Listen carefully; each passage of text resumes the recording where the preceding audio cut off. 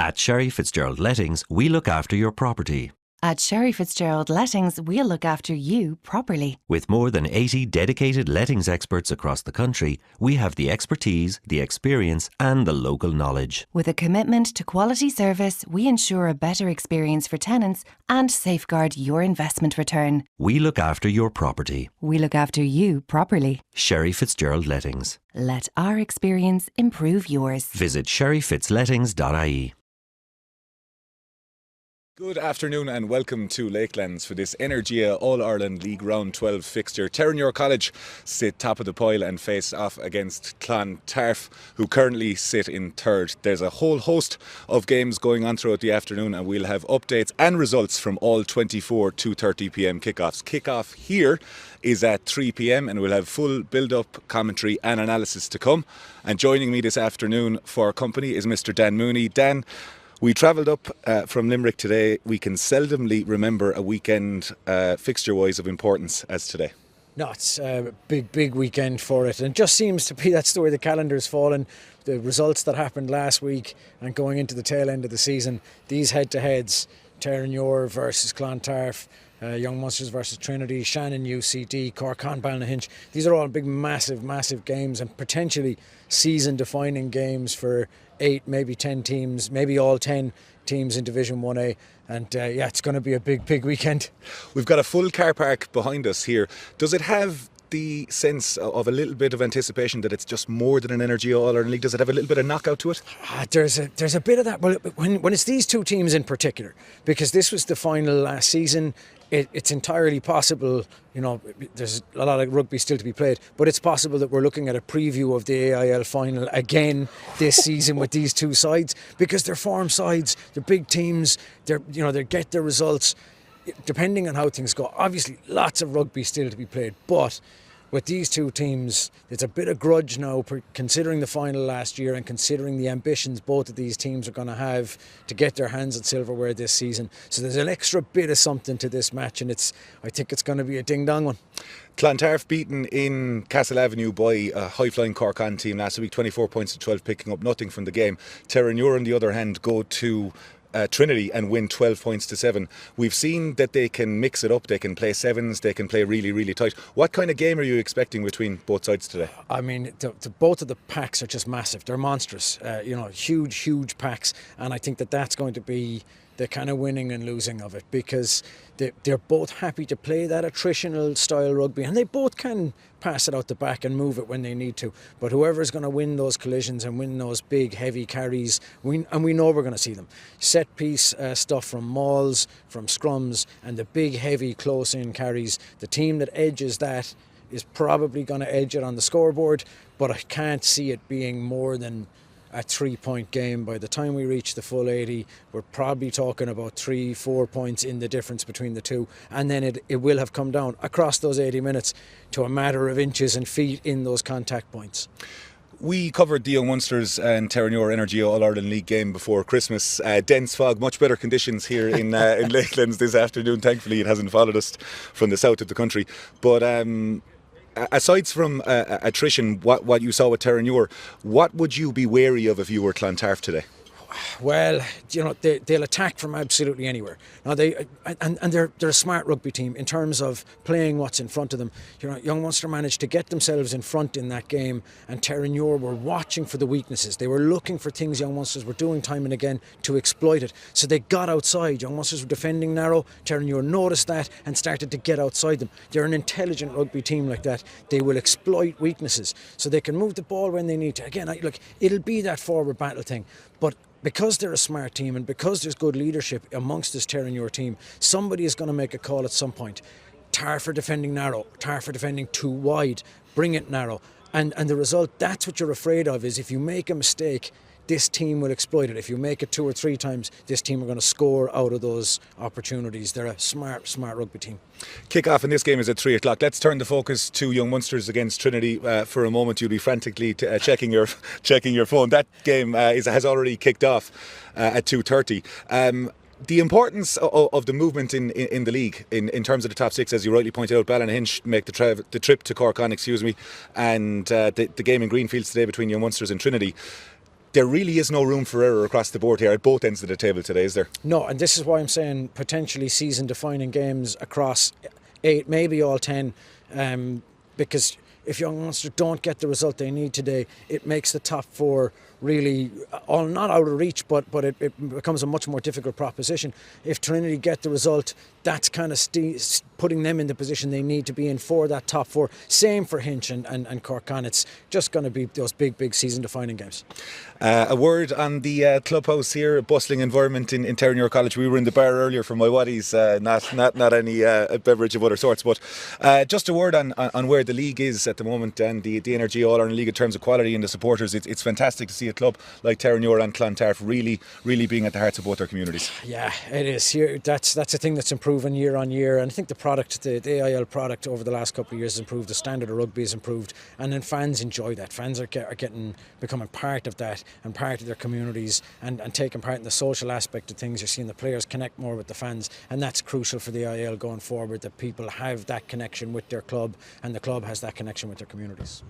Kick-off here is at 3 p.m, and a reminder that we will have coverage, updates and results of all 24 to 30 p.m. kick-offs. If you are watching, please hashtag Energia AIL and tag at the Club Scene Podcast and Energia Energy. Before we get to the game itself, we spoke to Clontarf captain Matt Darcy and Terenure's Stevie O'Neill a little earlier on. Stephen O'Neill, a difficult encounter against Trinity, 12 points to 7 last week. How were the bodies after that game and how were the preparations going this week? Yeah, very difficult for us. Trinity are a very tough side. We struggled against them both times, beating them by, I think, a point and 5 points. So, no easy game against them. We're actually very lucky, to be honest. We probably should have lost the game, and a few calls went our way and a bounce of ball. So, bodies are sore. They're looking forward to the 2-week break, but little task now in front of us today of Clontarf, so it doesn't get easier. There's a lot of history between these clubs, Stevie, particularly in recent times. We spoke to Matt Darcy and before you, and there seems that there's just a little bit more of a feeling than just a league game today. Has that been mentioned maybe in the build-up? Yeah, it probably has. Like myself and Daragh have probably playing each other for about 9-10 years now, so I'm sick of the side of them, to be honest. But yeah, it's over the last few years, it's been an extremely big game. It's kind of been our derby. Mary's not in the league now. Clontarf have been that one, and they've got the pots to show for it. So we're a bit bitter of it, but they're a brilliant side and have been for ever since I've been involved. So really looking forward to it, but it's going to be an extremely tough game. Good luck today, Stevie. Thanks, Frawley. Appreciate it. Cheers, lad. Matt Darcy, difficult result last week. How have preparations been for today's game? Yeah, tough one last week. Obviously, Connor, a very good team. We probably weren't too proud of our performance.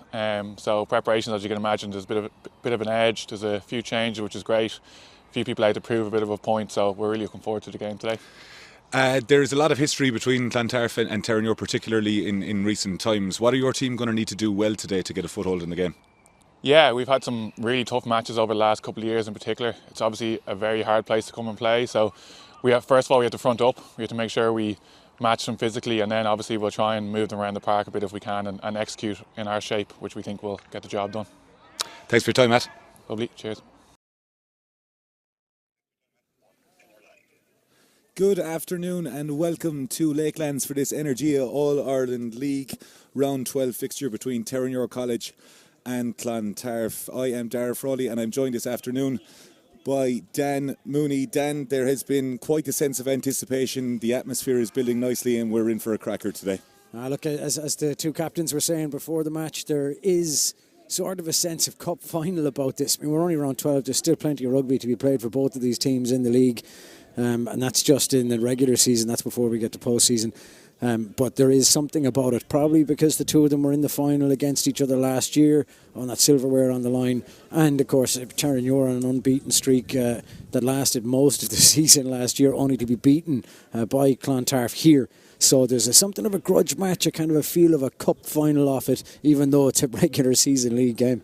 Conditions today as close to perfect as possible. We had the lovely fog in December in Limerick today, but not quite your winter, a little bit of spring, but do you expect the ball to be moved today as well as the physicality that we're going to see? Yeah, look, both teams are capable of it. Terenure in particular, being able to move that ball, get out the line, really use the power that they have to narrow teams and then go wide when they need to. I think how the pitch holds up is actually going to tell us an awful lot about where the ball goes, because the rain that was there earlier on has really softened this up. So you can even see down into the corner here to the left-hand side of our commentary position where the forwards were warming up. It's already quite cut up in that corner, and the pitch is probably not going to hold up too well to these two big packs going at it. And when that cuts up and footing becomes a problem, the safer option is keep it tight and keep it narrow, go short, and that will affect the calibre of the game as the game goes on. So at the start we might see more of that running rugby, but as the game goes on and the pitch cuts up,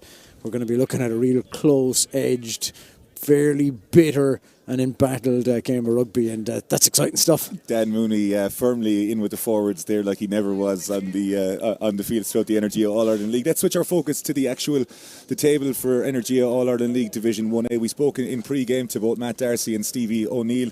There is very little room for slip-ups here. We see Corkon play against Ballinhinch, a game currently underway. We will be bringing you updates as the scores come in. Cork Constitution play against Ballinhinch, as I had said, and Trinity play against Young Munsters in Limerick. There's an awful lot going on, Dan, and the quality right across the league is right up there.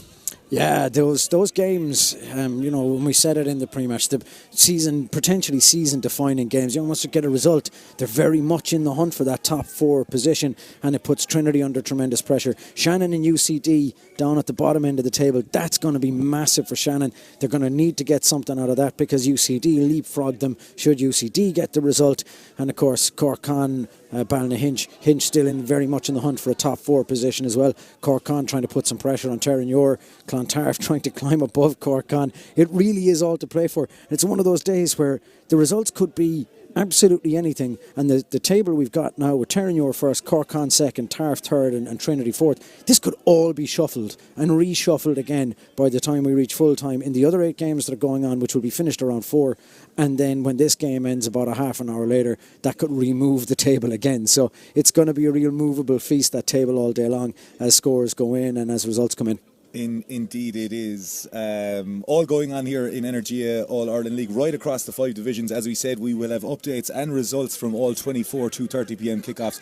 This game kicks off at 3pm, and just as we get to the teams before kickoff, Terenure College line out as follows. Adam Legrew starts at full back. He's accompanied in the back 3 by Stephen O'Neill and Craig Adams. Cullum de Butler and Peter Sylvester have been in prolific form in the centres for Terenure. Callum Smith and Alan Benny make up the half-back partnership for Terenure College. Campbell Classen, Levi Vaughan and Adam Chute have a formidable front row. Matthew Caffrey packs down with Mick Melia in the second row. Harrison Brewer, who had been playing in the second row for the last couple of weeks, shifts to number 6 and captains the side. Luke Clossy at open side, and Jordan Coughlin needs no introduction at number 8 for Terenure College. Liam Hyland, Craig Trenier, Mike Murphy, Adam Melia, Conor McKeown and Caelan Dooley make up the bench for Terenure College. And Dan Mooney, that is quite a formidable side that Terenure have here. I mean, if you look at that, in particular at that back row, that's a frightening back row to come up against. Harrison Brewer, Jordan Coughlin, Luke Clossy, those are all massive men and tremendous athletes as well. It's not just a power thing. These guys have pace, they have technical ability, and you can see them very much being in, if they're on form, they're potential game winners, that back 3 in that pack. No Conal Boomer today for Terenure College, and as we said, Caelan Dooley is on the bench. He has been their kicker. The Clontarf team lines out as follows: Tyg Bird at 15, Noah Sheridan and Cian O'Donoghue keeping him company in the back 3. Mick Courtney and captain Matt Darcy at inside centre for Clontarf. Matt Darcy, the winning captain in last year's Energia All-Ireland League final. Angus Lloyd and Conor Kelly make up the half-backs for the Castle Avenue side. Ivan Soroka, Dylan Donlan and Ben Griffin make up the front row. It's age and experience in the second row. Fionn Gilbert at 23 years of age, having a very, very good season for Clontarf, and the seasoned veteran Ed Kelly will be his partner. Mick Carney lines out at 6, JJ O'D lines out at 7, and the formidable Tony Ryan. What a battle that's going to be against Jordan Coughlin today, lines out at number 8. Carl O'Flynn, Dara Bulger, JP Phelan, Stephen Crosby, Sam Owens and Paul Deeney make up the bench. And however formidable Terenure College are, Dan Mooney, Clontarf are right there too. Look, there's a reason these were the 2 finalists in last season. And you know, when one of your big try threats is Dylan Donlan is the hooker, but very much a try threat for Clontarf throughout the game. With those packs in particular, you know, Terenure and Clontarf, as I say, it's going to be absolutely hell for leather for both of those. And, they can move the ball out the back. Angus Lloyd is an outstanding scrum half. He will really be able to dictate the game. He knows, he's experienced, he knows what he's doing out on the pitch. But yeah, the forwards, that's the battle to watch for me. Set pieces are going to be absolutely massive. And we know what Tarf can do with a set piece. Dylan Donlan scores tries off mauls for fun. And we've seen it in Young Munsters, a hat-trick down there last season in 15 minutes. Massive threat from that maul, from the line-out and the scrum as well. So set-piece battle and set-piece dominance is going to matter, as it always does in all games of rugby, but it's going to matter a whole lot more considering the size and power of these two packs. We can see supporters from both sides spilling in, Dan. Just a word, there are 3 or 4 banks here behind us. I'm not sure if the cameras can pick that up, but there's a real sense of anticipation and nervousness, as well as the players inside in the crowd here speaking to people on the way in today. The atmosphere is building, and people know. They're getting the sense that the All-Ireland Leagues, Division 1A in particular, is a league that's hotting up. And as you get to the tail end of the season, that's when pressure starts to come on. We're after Christmas now. We're into the run into the playoffs. And from here on out, every game is just massively important. And that sense kind of communicates itself to the fans turning up and to the communities that surround the clubs. I did think it was interesting. The players look quite relaxed. The Terenure players, they're at home. This is familiar territory to them, obviously. And they were out doing their warm-up, looking very, very relaxed, looking very like they weren't particularly pressured by this. Now, I know that intensity level is going to climb drastically as they get going and once the game kicks off. But it was interesting to see they seemed quite relaxed. They seemed to be enjoying themselves in their warm-up. The wind is slightly blowing downfield towards the clubhouse here. We spoke on the way up about how good both teams' defences were, that they could potentially cancel each other out. From a neutral's point of view, Dan, what does both teams need to do very well early on to ensure they get off to a good start? Well, I mean, no mistakes. They're very evenly matched, but there's a reason Terenure are top of the table and only one defeat all season long so far, and it's because they exploit mistakes. They find teams' weak points and they exploit those. They find gaps. They look at what teams are doing or not doing well, and then they go at those spaces. They attack what they think are weak points. So if you're Clontarf, your main game here is no mistakes. You just have to be accurate with ball in hand. You have to make sure that your kicks are finding touch if they need to find touch, and not if they don't. So accuracy is everything for Clontarf. For what Tarf will be looking for, or what Terenure need to do very early on, I would think, is get the crowd behind them, get their few home fans cheering for them, make sure that Tarf know that they're in an away game. They're away from home, this is not your house, and try and put the squeeze on them, put pressure on them, and then don't allow that line out and that maul weapon to be used early in the game, because if you can see a score, these two teams are so good, you can see the score early, it might be a long, long way back. As Captain Matt Darcy leads this Clontarf team out, is there an element of pressure, Dan, on Clontarf, the away team, having lost to Con last week? Is all the pressure on Clontarf, or is that maybe a little bit unfair? No, it is on them. It very much is. They're the champions, so it shouldn't be like this. They are the current champions. They're a big team. They're a very strong team. They're very good at what they do, and so it naturally shouldn't be a case that the pressure is on them. It should be the pressure's on any team playing them as the standing champions. But Terenure's form has been so good. Tarf have to put a result last week that they wouldn't have expected against Cork on. They're going to have to put that behind them. So yeah, there is a certain amount of pressure on Clontarf to be able to deliver and to live up to the tag. We're the champions.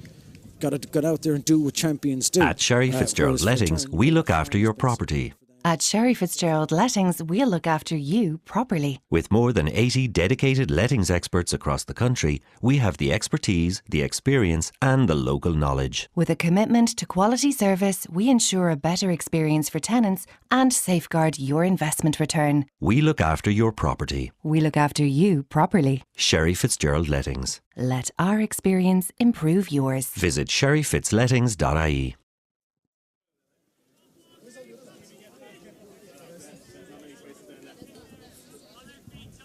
Yes, we're just back in Lakelands now as referee Peter Martin gets ready.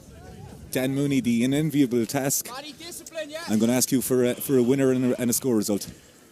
It's so hard to call it. Because it's the home team and because I think Terenure are just in that form and they're so ruthless, I'm going to say that Terenure are going to win it. I'm not going to give you a score, but I'll say they'll win by 3 points. I can't see it being more than that, given how close these two teams are in calibre and the fact that Tarf are the current standing champions of the All-Ireland League Division 1A. So, yeah, I can see Terenure doing this at home and doing it by about 3 points. A diplomatic response as Callum Smith gets the game underway. McMelia in possession and Alan Benny is met by Dylan Donlan with Clontarf.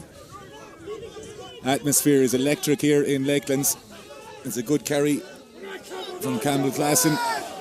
Getting over JJOD, Terenure's power showing early on here. The ball is in the hands of Smith, out the back to De Butler, to Legrew. Legrew is an opportunity. And the ball is thrown outside and it's an early chance for Terenure College as they're 5 metres short of the line here now. Clontarf desperately scrambling. Melia waits for the carry, assisted by Chute. Terenure making yards early on here. They haven't made errors in the 22 early on, that's why they're top of the table. Clontarf will need to defend very, very well here if they're to keep them out in the early stages. Benny, the commentator's curse. Well, you said it, they don't make many mistakes, and then it's a mistake and kind of a let-off for Clontarf, I think, because they did look to be at 6s and 7s trying to defend a great break down the wing. And as I said earlier on, they will move that ball. The ball will move quite a bit out the back line in the early stages of the game. We're going to see it an awful lot tighter later on. JJOD with the carry. Angus Lloyd, a veteran at this stage. Legrew feels very, very well, using the touchline as his friend, and Benny moves the ball quickly again in the hands of Peter Sylvester. It's a super kick chase to put pressure on and really well dealt with in the backfield. McCartney and Ben Griffin a little bit over-eager to lay down a marker, and Peter Martin adjudge both of those players to be in the side. But Dan Mooney, we spoke in pre-game about Terenure's skill set and physicality. We saw both of those in the first 60 seconds. Yeah, I mean, that's a huge carry from Classen. Like, to be able to stay on his feet, fend off 2 tackles, gets a little bit of support from his own guys, but that's the kind of line break early on that's going to leave defences scattered in disarray. And then, like as I said, Terenure know how to exploit weaknesses like that. So if your defence isn't set, they can spring on you just like that, and suddenly they've gained 40 yards and they're looking at the try line only for a spilled ball.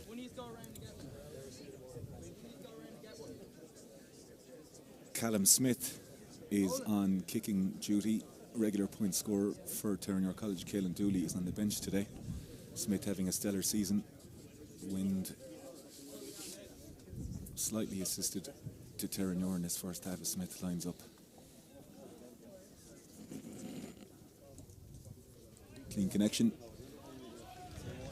And it's no mistake from Smith. And after 2.5 minutes, Terenure Dan Mooney will be quite happy with that, bar the error in the 22. Yeah, I mean, the spill ball is really missed opportunity for 5, maybe 7 points. But if you wanted to start to a game where you lay down a physical marker, Terenure have done that, and lay down the marker that you can attack out the back as well, which they really did. I think a lot of credit has to go to Adam Legrew. There was pressure on that clearing kick from a kick chaser, and he's done really, really well to get that ball out to his own guys, get ball cleanly back, and it helps his side to win a penalty. Conor Kelly with the restart taken by McMelia. Benny from the base to Smith, and Terenure look like they're going to go here. It's De Butler to Legrew. And Adams, Stephen O'Neill, no nonsense. Sends it, that hits the knees of Conor Kelly, and referee rightly sees that.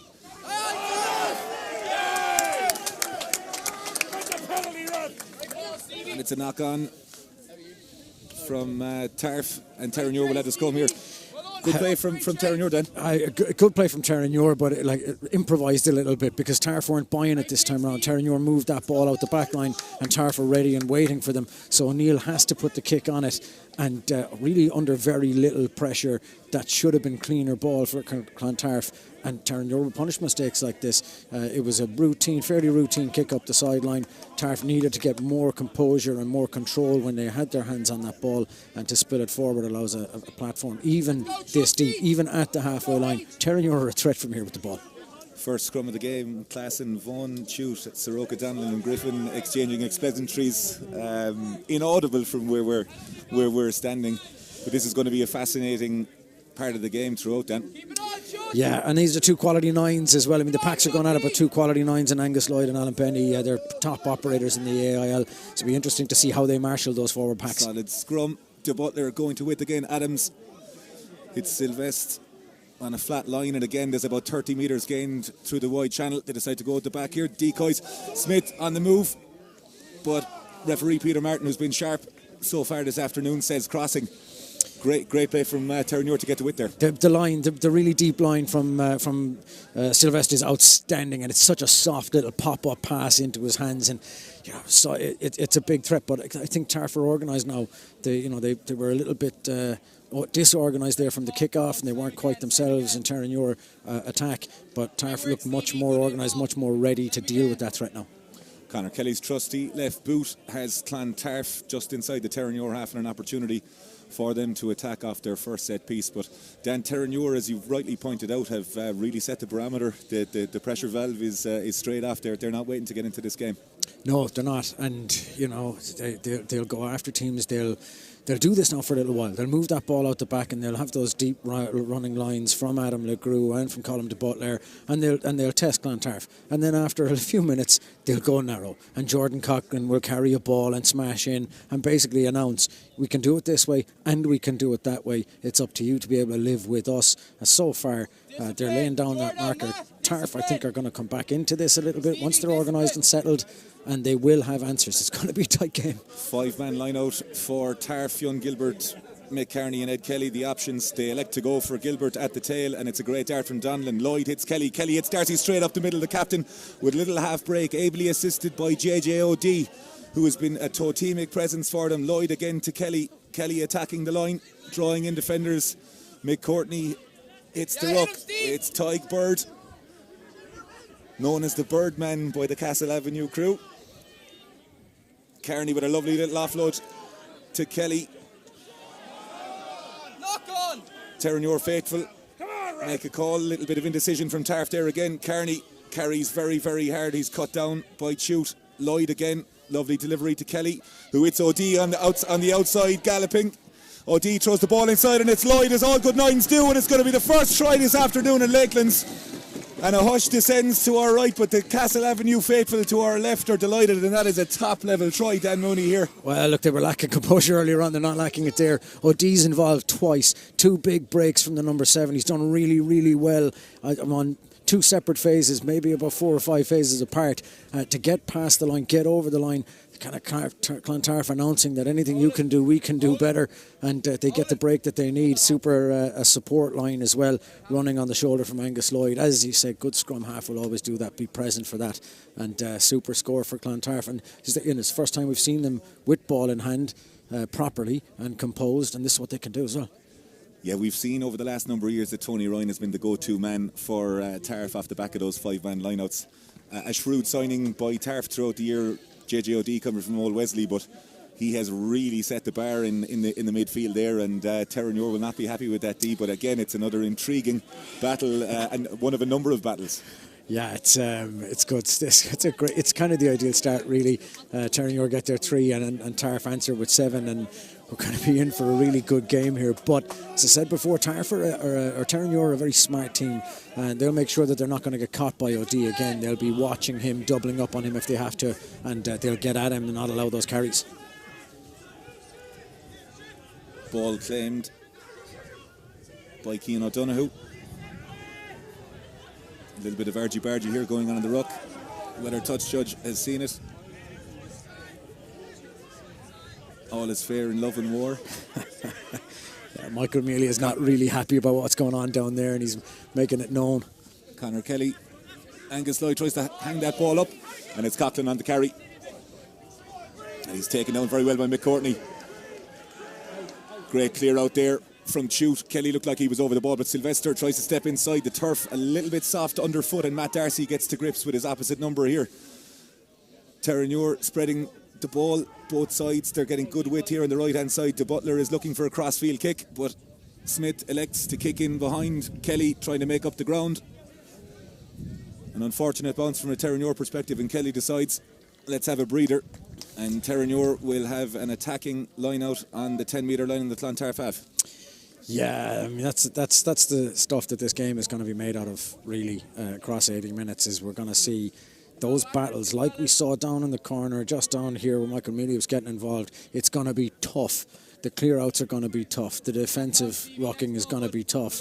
The offensive rucking, and that kind of aggression over the course of the game is going to really count. Who can keep those aggression levels up when the ball is on the deck and on the ground across 80 minutes might very well be the winning team in this game.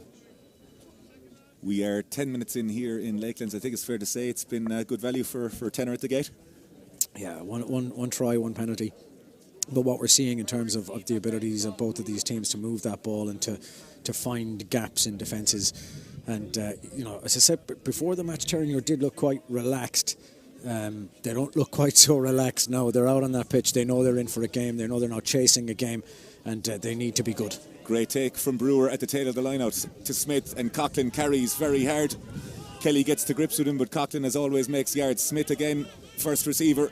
Sylvester has to do the hard yards, met by 2/3 of Clontarf's back row, and Tony Ryan and JJOD with a little discipline and not rolling away. A little bit of the dark arts and pinning in there, Dan. Yeah, no. There was two things going on, and this is what I say about the aggression at these rucks. There's two things happening, and the referee had his choice of which one he wanted to blow for, because yes, he was held in there, but what he was trying to do on the ground was roll the player he just tackled so that the ball is on the wrong side. So they're both trying to get one over on each other, and the referee spots the first infringement first, and that's what he's blowing for. But these rucks are going to be fascinating as the game goes on, because these are smart players, and they're going to be trying to pull those little stunts. Anything they can do to give their team an advantage. Smith has put Terenure about 15 metres from the Clontarf line. The call is given to Levi Vaughan by Claassen, and it's Brewer again at the front. Tarf appear to have sacked at the front, but there's a recycle from Terenure College as they step over that barrage of bodies. Yeah, it was a really good sack. It was an outstanding sack, to be honest, but Terenure have done really well to control it. They're on the move. And the scrum to Tarf, and you can see what that means to the Tarf players. There would have been a lot said during the week about stopping Terenure's power up front, and there's no love lost between these two sides as we see both captains go at each other. Yeah, Matt Darcy's absolutely not backing down. He knows he's delighted. They got the sack on, and it was a really good sack, but Terenure recycle the ball and they stay in the maul, but because there's bodies down from that sack, it just becomes impossible for Terenure to technically control that ball well enough to get it back on their own side, and good turnover ball for Clontarf. Matt Darcy and Peter Sylvester no doubt discussing what moisturiser they both used there as they come in to pretend they were involved as part of the maul. But Dan, it's fascinating. We spoke about the physicality and whatnot. Mick Carney, Ed Kelly, Fionn Gilbert there showing that if we can take away Terenure's physicality up front, it takes away one of their springboards and it doesn't allow them to get the normal foothold in the game that they would get. But this is what it's going to be all game long. These two teams are both so powerful in those packs that for 80 minutes, it really is just going to be a question of who's more aggressive and who can hurt the other team when they're keeping it in tight at the rucks, at the mauls, at the set pieces. And I think the referee's going to have his work really, really cut out for him.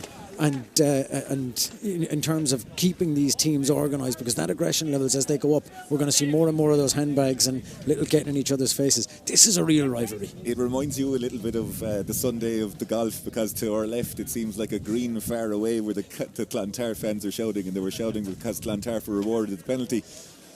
And the sizeable Terenure crowd to the right, very, very quiet. Dan, it's almost like a game of chess here at the moment, and Tarf have grown into this game after a blistering start from Terenure College. Yeah, still plenty of rugby to be played, and nobody can tell me. Looking out at them and looking at Coughlin, looking at some of these Terenure pack guys, Harrison Brew and Luke Clossie, they're going to want to get at. They're going to need the chance to prove that they still have it, and they want to mix this up. They're not going to be backing down.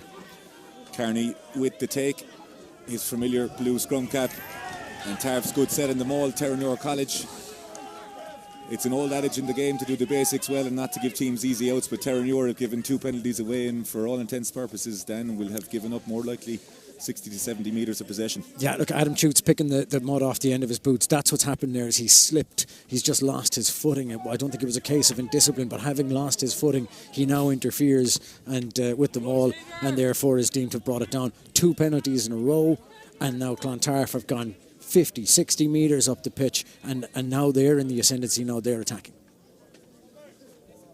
Gilbert in the second row, giving Soroka, who in turn will tell Donnellan. Real high-tech stuff at lineouts here, Dan, but a 3-3 split here for Tarf. Nick Melia doing his best to disrupt on that front. And it's Kearney again, off the top to Lloyd. Lovely delivery to Kelly, who hits Tony Ryan, who hits Mick Courtney on a very short line. One hint of forward off it. Judged to be backwards, but the Terenure crowd will disagree with that. Tarf eking forward, a line out on the 10, and they're actually just in behind, so Terenure will be happy with the set thus far. Lloyd again with the feed to Kelly. Lovely soft hands from Gilbert. And it's 6 of one, half a dozen of the other there, Dan. We saw the opportunity. Yeah. Peter Martin has been very consistent with the tackler not rolling away. Yeah, and for just a second, it looked as though Terenure had hands on that ball, but the referee's not looking to see if there's hands on. He's looking to see if the player's making an effort to get out of the way, and he's just decided, no, you're not. 3 penalties now, 3 penalties in very, very quick succession, and Clontarf now, this is a prime opportunity. Dylan Donlan knows this ball is going to be his at the back of that maul, and Clontarf are going to maul this ball into the corner. Terenure's maul defence is about to be tested in a very real way. We've got Brian Fitzpatrick, sports analysis, on our technical side, so we will be getting some stats throughout the course of the afternoon, but he maintains that Dylan Donnellan has scored about 68 tries this season. But Dan, we saw Terenure make an error early on with Kearney, and O'D takes Ryan around the corner again. Tarf deciding against mauling, and they've gotten in and they've scored a try, and it's the loose head Ivan Soroka with an unbelievable score for Tarf. Dan, they were expecting the maul with Terenure, but the little peel off the back, we'll see it in the replay in a second. JJOD hits Tony Ryan, a quick recycle, and undefendable. Well, look, we all thought the maul was coming because this has been such a potent weapon for Clontarf, but presumably they decided early on we can go to that maul whenever we need it. Terenure are going to be expecting it. Let's try something they're not expecting, and it becomes, as you say, undefendable when you've got that kind of accuracy and the speed of delivery from those players. A super try to have scored. Outstanding work. As Conor Kelly lines up the conversion here. They're the little nuggets of information, Dan Mooney, that the likes of the Ed Kellys, the Mick Carneys, the JJODs, the entire pack that they would see during the week with on Huddle, on WhatsApp. That's wonderful identification of space, and that's one for the forwards coach to really, really enjoy. Yeah, that's your forwards coach victory is what it is, because they know Terenure are going to tighten in to defend against a maul, but they know that maul's not about to happen, and instead they exploit that space. And it's one thing to plan these things, to deliver them with such accuracy, and the speed of pass is outstanding, and a super conversion as well. Not by any means a routine kick to put Clontarf 14-3 up. 2 tries. We're inside 20 minutes and Tarf have already scored 2 tries. I wouldn't have expected that. We saw that coming. Kelly with a superb conversion. The ball goes over the head of Fionn Gilbert, but is well taken by Cian O'Donoghue. Lloyd to Donnellan. Tony Ryan tells him to carry, and he does just that. Clontarf player here, Mick Courtney, looks to be in a little bit of pain. Hopefully he can get back to his feet. Referee tells Lloyd to use it. Lloyd elects to hang it. Lovely little kick. Cockton uses the touchline.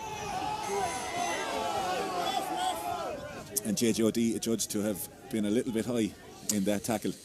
Yeah, he knows Jordan Cochran's about to come right down his channel and just go straight at him and try to give himself some leverage. He just leans over. It's sort of seatbelt tackle territory, and could have been a little bit cleaner. And that's the kind of stuff you don't want to give away. It's a lovely kick to put Cochran under pressure against the touchline when he receives it, and all you have to do now is just stay on him and keep pressure and do the basics. But the penalty conceded means that there's a way back into this game immediately for Terenure. Smith puts Terenure on the cusp of the 22. We saw Clontarf defend very hard at 2 in the line-out now, and Brewer standing in the middle of the line-out. Caffrey in front. They elect to go to Melia, and it's a wonderful dart there. And Muir look to have the set there. And the Terenure crowd to our right have made that decision for Peter Martin. There was a clear sack there, Dan, and whether that's tactics or dark arts, that needed to be done for Tarf because Terenure were just about to go motoring. Yeah, it's one of those clever fouls, if you could call it such a thing. It's a smart thing to do. That maul was generating some real momentum and it's starting to move. Sack it there, get it, pull it down now, concede your penalty. The problem is that a Terenure go to the maul now and it starts to move and someone pulls it down, we're instantly into yellow card territory. A picture perfect dart from Levi Vaughan there who hit McMelia. They love that little 4.5, 5 flat throw again. It seems that Tarf have put Mick Carney directly up against him. A 5+1 here, 6+1 excuse me, from Terenure. Klassen, Brewer, Chute, Caffrey and Coughlin at the tail. Luke Clossy playing 9.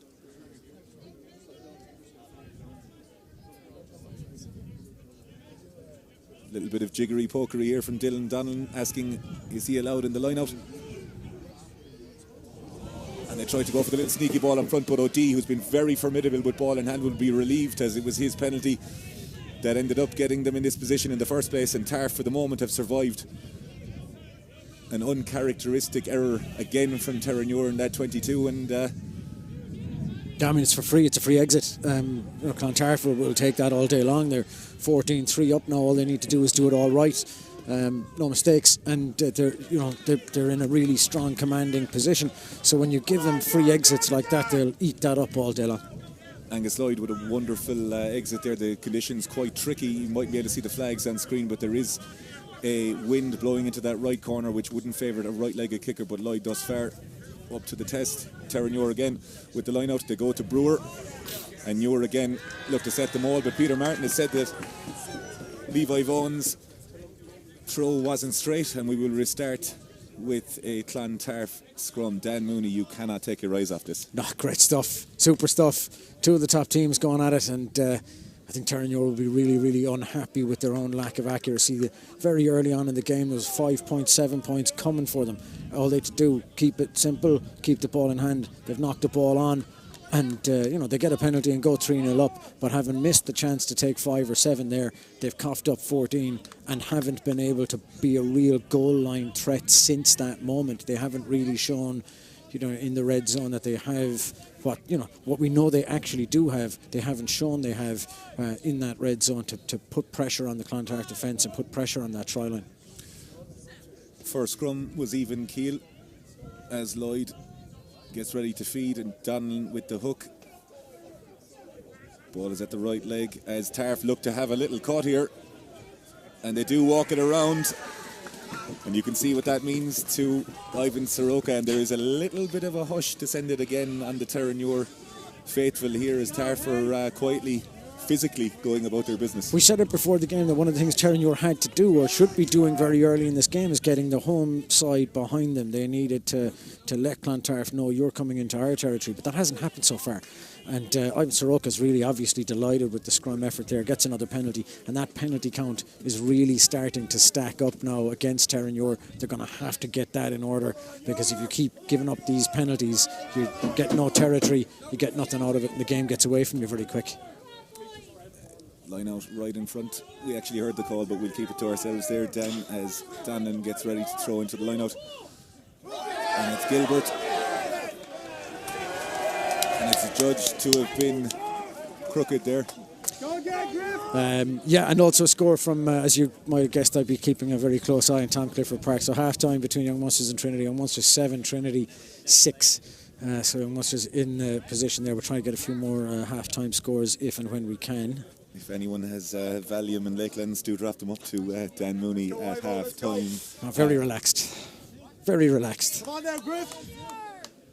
Scrums have been, for the first 5 or 6 seconds, have seemed to be fairly even, but it appears that Terenure switched off on the last scrum, and Tarf managed to get the shake on them and get the penalty to get to where we are now. But I would imagine Terenure, Dan, will wake up on this, and we'll realise that at the moment Tarf are realistically ahead on the physicality stakes. Yeah, and whatever Tarf have in extra dominance in that pack, small little bit of advantage that they have, Terenure have it out the back if they can get the ball out the back. But that's what they need to do now, is get that ball out there.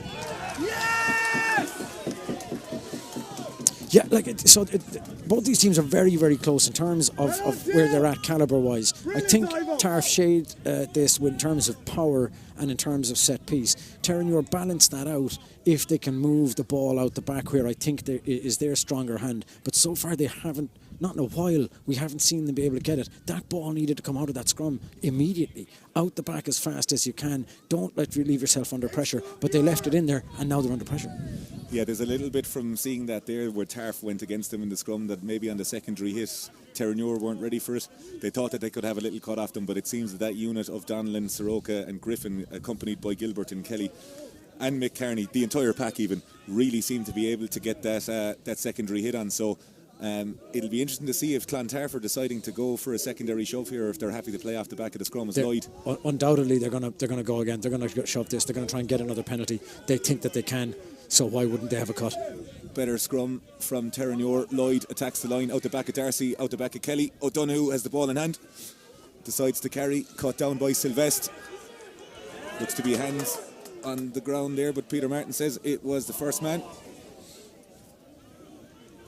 A little bit of over and back, but Terenure have the ball, and Smith has the ball again. Melia carries on the inside, taken down by Mick Kearney. Smith pulls it back.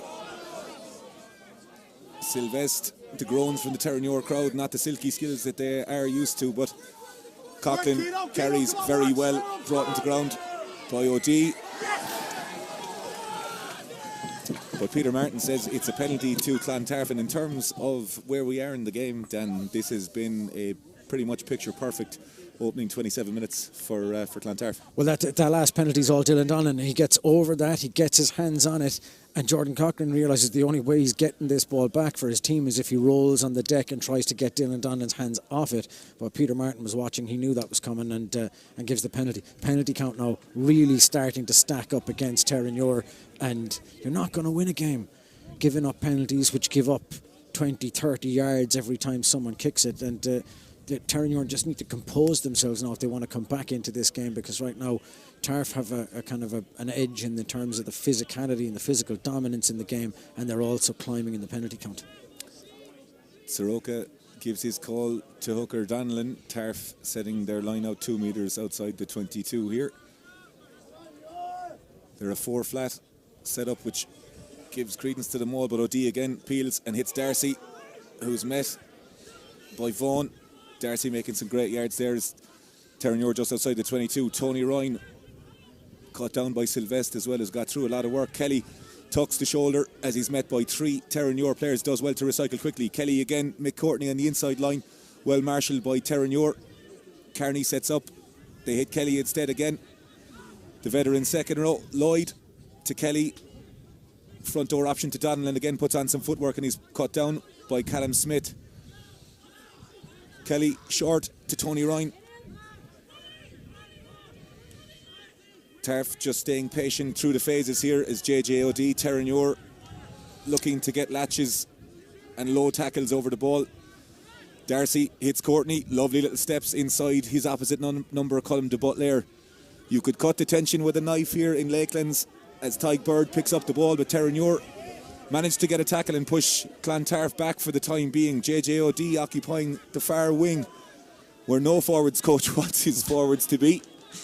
Lloyd again, and Darcy, as the captain, decides a little punt in behind. There's nobody there. Legroux's got a lot of ground to make up here, as does Craig Adams on the inside. It's being chased by Clontarf, but Adams says no nonsense, and Terenure will restart the game with a goal line dropout. It's tense, it's nervous. Clontarf are happy with where they are, but the game can turn on a sixpence then. No, it absolutely can. But to super work out of Darcy, he sees that the gap is there, he sees there's space there, and you can afford, when you're winning a game 14-3 early in the and still in the first half, you can afford to do that and go, you know what, we'll take a little punt, I'll kick it over the top, we'll put some pressure on, because this is where we want to be playing the game anyway, down in your half. Smith restarts to Tony Ryan. He's told to carry by everyone in a Clontarf jersey, and he does just that.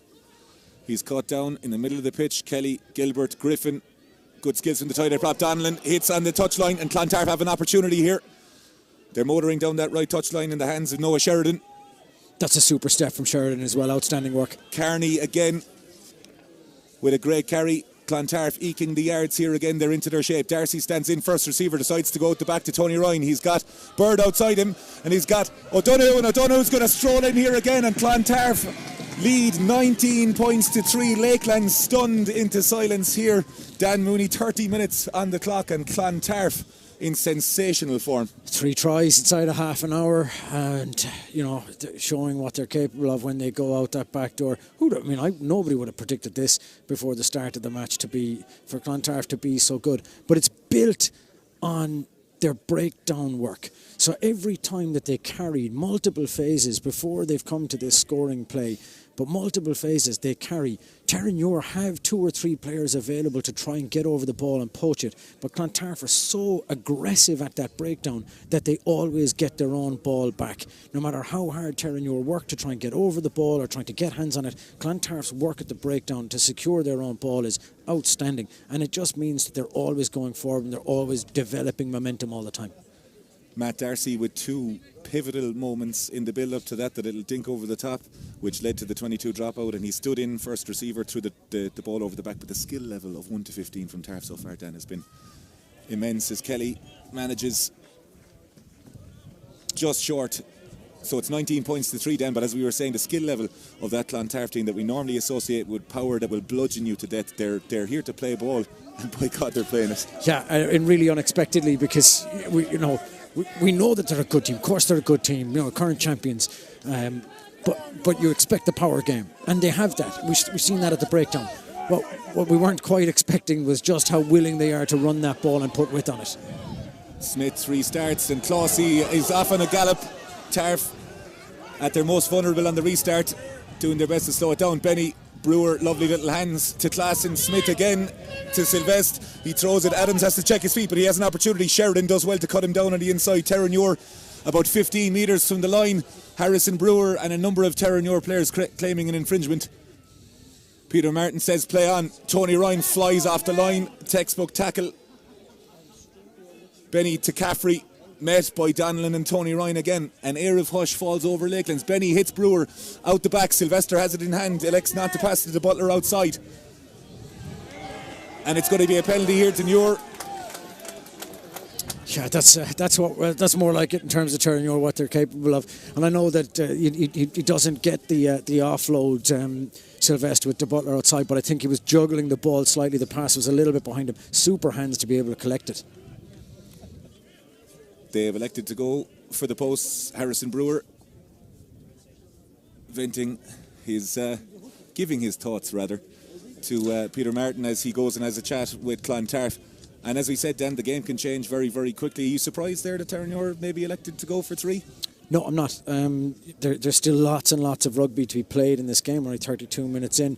You take the 3 now, you ask Clontarf to kick it back to you, start all over again. But if you can keep the scoreboard moving, that's got to be the name of the game. Always keep the scoreboard moving. Whether it's 3 or 5, doesn't matter. You get your opportunities, get points on the board, close that gap. Down to 13 now, it's a 2 converted try game instead of being outside that. 19 points to 6 here after 33 minutes. An unbelievable amount of subplots and stories. Matt Darcy talking to his pack, talking to the referee. Harrison Brewer rallying his troops. Nobody wants half time to come here, Dan. No, it's good rugby. It's entertaining to watch, and there's another full half of it to go. And the closer we get to that 80 minutes, the more frenetic I think it's going to get. So this game is actually only going to go up levels and not down. Caffrey takes it in the breadbasket from Kelly's restart. Smith says, let's go to Butler. Hits Legrew. Legrew looked like he was running down an alley, but he's caught on the inside. Fionn Gilbert working very hard for that Clontarf defence, and it's a good line from Brewer, met by JJOD again. Donlan going hard but not getting the poach. Sylvester again, been highly confrontational with the ball in hand. Coughlin carries, cut down by Kelly and Gilbert. Some inaudible noises again coming from the breakdown there to Butler with a wonderful carry. Clontarf doing their best to slow the ball. Smith hits Legrew. Legrew goes, and it's Adams on the ball. Tony Ryan goes in. Terenure need quick ball here. We see Benny on the ball, little dink over the top. And it's wonderfully taken by second row Ed Kelly, who calls the mark. Yeah, he's hit as he catches it as well, and it looked like a fairly sore one. I do wonder what the thought process was, dinking that ball over the top. They got fast ball back, and really it should have been a case of moving it, and Terenure could have, that's what they're capable of. They can make 40, 50 yards on 2 or 3 passes where the gaps are. So coming back this side would, I think, have been the better option. The dink over the top was always going to be a much bigger gamble for them. The work rate in defence from Clontarf has been exceptional there. You saw Tony Ryan make a try-saving tackle, and in rather uncharacteristic circumstances, second row Kelly makes an incredible mark that perhaps you would have seen in Croke Park, but Peter Martin has been notified by his touch judge that the runners from Alan Benny's little dink over the top were offside. But even Dan with the score at 19 points to 6, Terenure by no means out of this game, and Clontarf know that. No. Very, very capable of coming back into this. It's 2 converted tries now, and they're back in the lead. And Terenure are more than capable of scoring 2 converted tries in this game. What they need to do is make sure that there are no more mistakes. Alan Benny adjudged to have come in offside. A little bit of grey area in the rules, a little bit of back chat has cost them 10 metres. You might have seen at the Champions Cup last week between Harlequins and the Sharks that a certain small Manny Benetsabet did the same thing there. It was because his shoulder wasn't bound. I'm presuming that the shoulder was bound there, and that's the correct call from Peter Martin. And Conor Kelly will exit and give Clontarf an opportunity to attack again just inside their own half. Yeah, there's one of those kind of technical rules. If you become separated, the ruck is, ball is deemed to be out, etc. And I think that Terenure spotted something, assumed that he wasn't connected, because the man runs from 15 metres to join that, but Peter Martin wasn't having it. Whistle blows and it's free ball. Terenure with the steal at the line-out. The first line-out that has gone astray for Clontarf. Smith hits Caffrey on a short line, met by O'D, and Ryan of Clontarf. Benny again hits Smith down this right-hand side. Sylvester out the back to the Butler again. Good skills, but the pass just goes awry. Stephen O'Neill was in space there, but the Butler's pass in the conditions just bouncing out into touch, and Clontarf will have a line out. There are rare errors in the game. Yeah, O'Neill is going to be absolutely raging with that, because that ball goes to hand. He'll fancy his chances down this tram line to try and get at it and make some yards out of this. But I'm saying you can't afford the errors anymore. Terenure want to get into this game. That's 2 fairly significant errors in the space of a few minutes. One to concede the penalty, and then over here not being able to get the ball to hand. And Clontarf, really, they're just enjoying the opportunities that are being given to them for free. Gilbert takes the throw jump from Donlan. No inch being given by either side, and Tarf eking forward here. Brewer doing his best to disrupt between Kelly and Gilbert. Mick Carney at the front of the maul as Lloyd decides to hit Darcy. Not to Mick Courtney fooling the commentator. It's Tyke Bird at 15 trying to get a fin on the outside, and Bird almost away there. Well tackled by Craig Adams on that right hand side. Terenure with the counter ruck on that side, but Clontarf have recycled it there, and the hard yards are carried up. Griffin out the back to Darcy. Lovely little short line to Courtney, but the ball is knocked on. Terenure looking to get an opportunity to move it, but we'll restart the game with a scrum. Yeah, we have some latest scores in Corkon. It's 7 points to 3 for Corkon up against Ballynahinch. Young Munsters are now 7 to Trinity's 10 points. Shannon and UCD are playing out a 14-all draw. Garryowen are 9 points to Lansdowne's 12. That's Division 1A scores. We'll come back with more as and when we have them. I think Terenure will feel a little bit aggrieved that there's not potentially a penalty in that, because the ball is knocked on in contact, and then the player who's tackled regathers the ball on the ground, and Terenure might be going, well, the ball has been clearly knocked on and you've made it unplayable for us.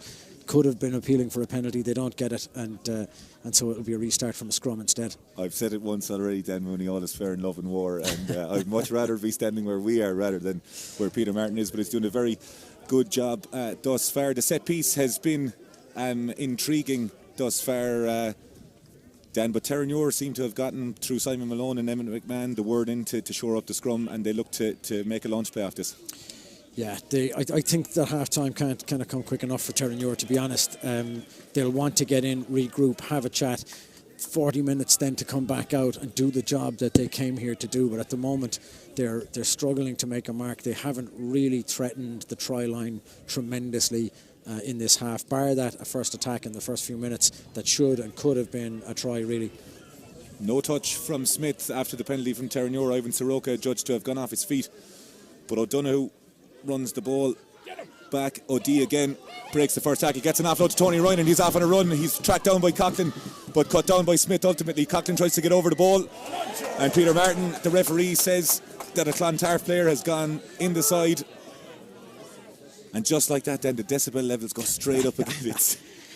Well, you miss touch, and Tarf come back in, and it's that man O'D again. He really has been outstanding for Clontarf today. He's been involved in so much of the good stuff that they've done, both when they've got the ball in their hands, but also his work at the breakdown has been excellent. He's looking like a real superstar for Clontarf. But Terenure now with effectively a last chance before half time to make a real impact on this game in a way that they haven't done since the opening 2 or 3 minutes. They need to put themselves, if they get a score here, it's a very different second half. They need to get something or put some pressure on, or at very least show that they can stretch this Tarf defence in a meaningful way.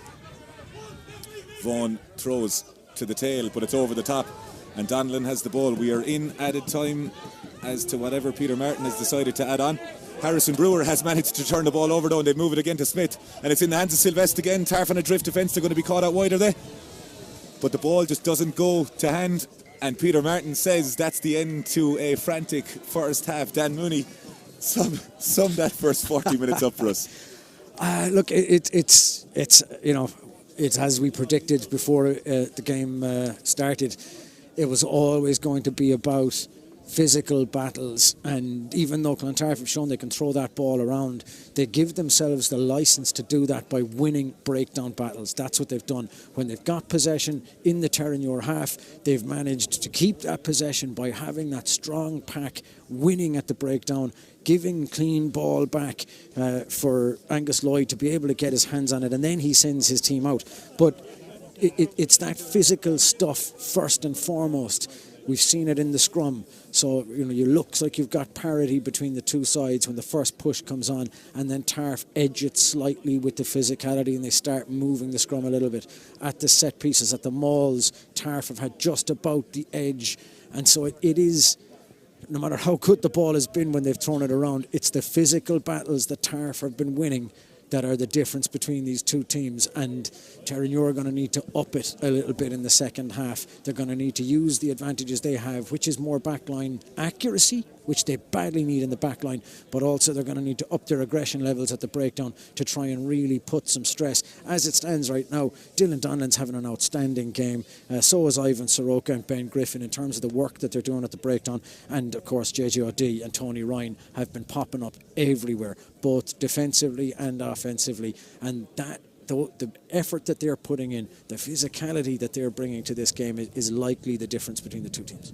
We've always said that Met Éireann generally don't know what they're talking about, Dan, and no rain forecast. There is a bit of a mist coming down. The wind has picked up. How big of a lift has that 19 points given Clontarf for the first time? We know Andy Wood is not going to be complacent by any stretch of the imagination, but can you give us an insight maybe into what Sean Skean will be telling his Terenure side and maybe what Andy Wood is saying to Tarf? Tarf are already doing what Andy Wood wants them to do, which is when they're in attack, they're brutal and they're tough on the deck, and they're moving it out the back when they need to. And of course we saw from the Matt Darcy little dink over the top behind to put pressure and send Terenure backwards, turn their shoulders, have to touch it down and then drop kick it out. That's exactly what the coach will be telling them to do. We don't need to do anything. Right now we're winning this game and we're winning it well. So all you have to do now is just keep doing the simple things right and keep territory. Keep playing inside in Terenure's half. They can't win the game inside their own half. So they'll just be doing the same as everything else. It'll be handy. Just keep going through the phases. Keep it as simple as you possibly can. Whereas Terenure will be talking, it has to be better. Skehan is going to be telling them, lads, you've got to be more aggressive and you have to be more accurate. We've seen 2 passes from Terenure that have been thrown straight into touch, and that's surprising because we wouldn't expect that from a Terenure team. They're normally so accurate, they're normally so crisp, but it seems that they've just been a little bit too relaxed, not aggressive enough, and Clontarf have taken advantage of that. The analysis have been provided by BF Sports Analysis. Brian is here with us in the truck working his way through it. There's been 8 penalties given away by Clontarf, 7 by Terenure in the first half. The difference, I suppose, Dan, has been the fact that Clontarf, when they've gotten into the 22, they've taken no prisoners. Terenure, we saw early on, they were sacked at the maul. We've seen a line-out that didn't go to hands, and we've seen a guy go off his feet at the breakdown. There is very little room for error in this second half.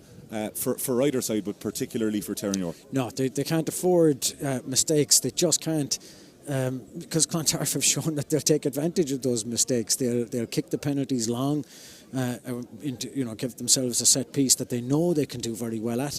And Terenure need to recoup, 13 points in a difference. And you're not going to do that throwing balls into touch and losing breakdown battles. Jordan Coughlin carrying that ball. Dylan Donlan gets over it at one of the breakdowns, and Coughlin rolls on the ground to try and protect it because he hasn't got his own support players getting there to protect him fast enough. So they just need to be faster, they need to be more accurate, and when they have the ball, they need to start threatening. The skill level of both sides, Dan, in the weather, I know can be quite difficult to see on the streams. The weather coming down, but we've seen the likes of Ben Griffin and Soroka, we've seen Chute and Claessens playing as if they're half-back forwards. It's a phenomenal level we're at in Energia AIL Division 1. Well, that try that I was so sure was going to be a maul. I mean, everyone in here was expecting a maul. Dylan Donlan's going to roll off the back of that, etc. And instead, they go for a pre-planned move. They know Terenure are going to get narrow to try and defend them all. And so, but the accuracy with which that was carried out was absolutely outstanding. Tight 5 players moving the ball hand to hand, really close in and with speed and accuracy, and that's outstanding work. As it stands across the Energia All-Ireland League grounds in Division 1A, Terenure will still stay top. Corkon will be in second in that valued home semi-final spot. Clontarf will move to third, and the certain young Munsters will be in fourth, followed by Trinity in fifth. We will bring you updates from all 24 2:30pm kickoffs as we get in. This game started 30 minutes later, and the second half is about to get underway here with Conor Kelly. Clontarf leading 19 points to 6 as Kelly kicks off and the floodlights come on here in Lakelands. Ball is taken by Clossie. Tony Ryan and Ed Kelly reacquainting themselves, and they'll be doing that all day long. Smith deciding to send the ball down. Dunhill with the take. It's a good carry. His play is at half-time, the halfway line, excuse me. Lloyd hits OD again, playing at 7, played a lot of his rugby with second row with Old Wesley, the Division 1B Player of the Year last year. And Darcy decides to dink it in behind Smith, watching the ball. What way will it bounce? Favourably for Terenure. And the banana kick.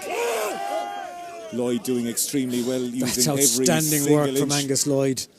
And it's a good carry by Bird to Kelly. Courtney again carrying hard on that inside shoulder. Clossie going hard over the ball. Kearney, lovely soft hands to Gilbert. The big men combining there. It's a nice little carry by Kelly. But Terenure getting hands on the ball. Then it's been a very noticeable feature in the first 90 seconds that Terenure are going very hard after the chop and latch at that ruck.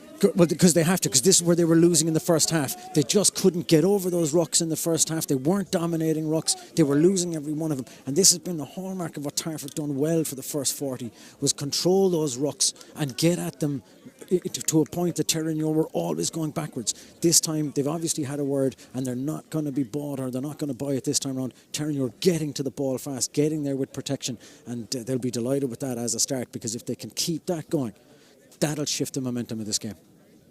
Campbell Classen getting some the magic sponge treatment here. It has a party piece that we won't be able to discuss until later on in the evening, but still before the watershed now.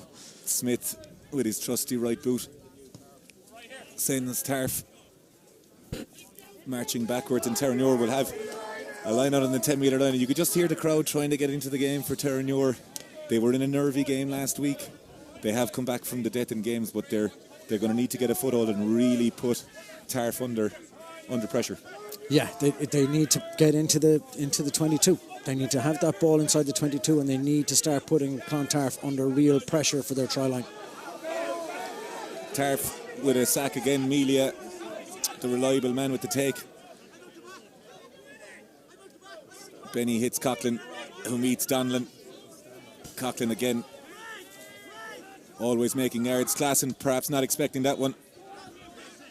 Met by his opposite number, Soroka, meeting in scrums and on the pitch. Caffrey out the back to Smith. Runners, Brewer again. Good skill set to Butler on the move. So elusive when he's the ball in hand to Legrew.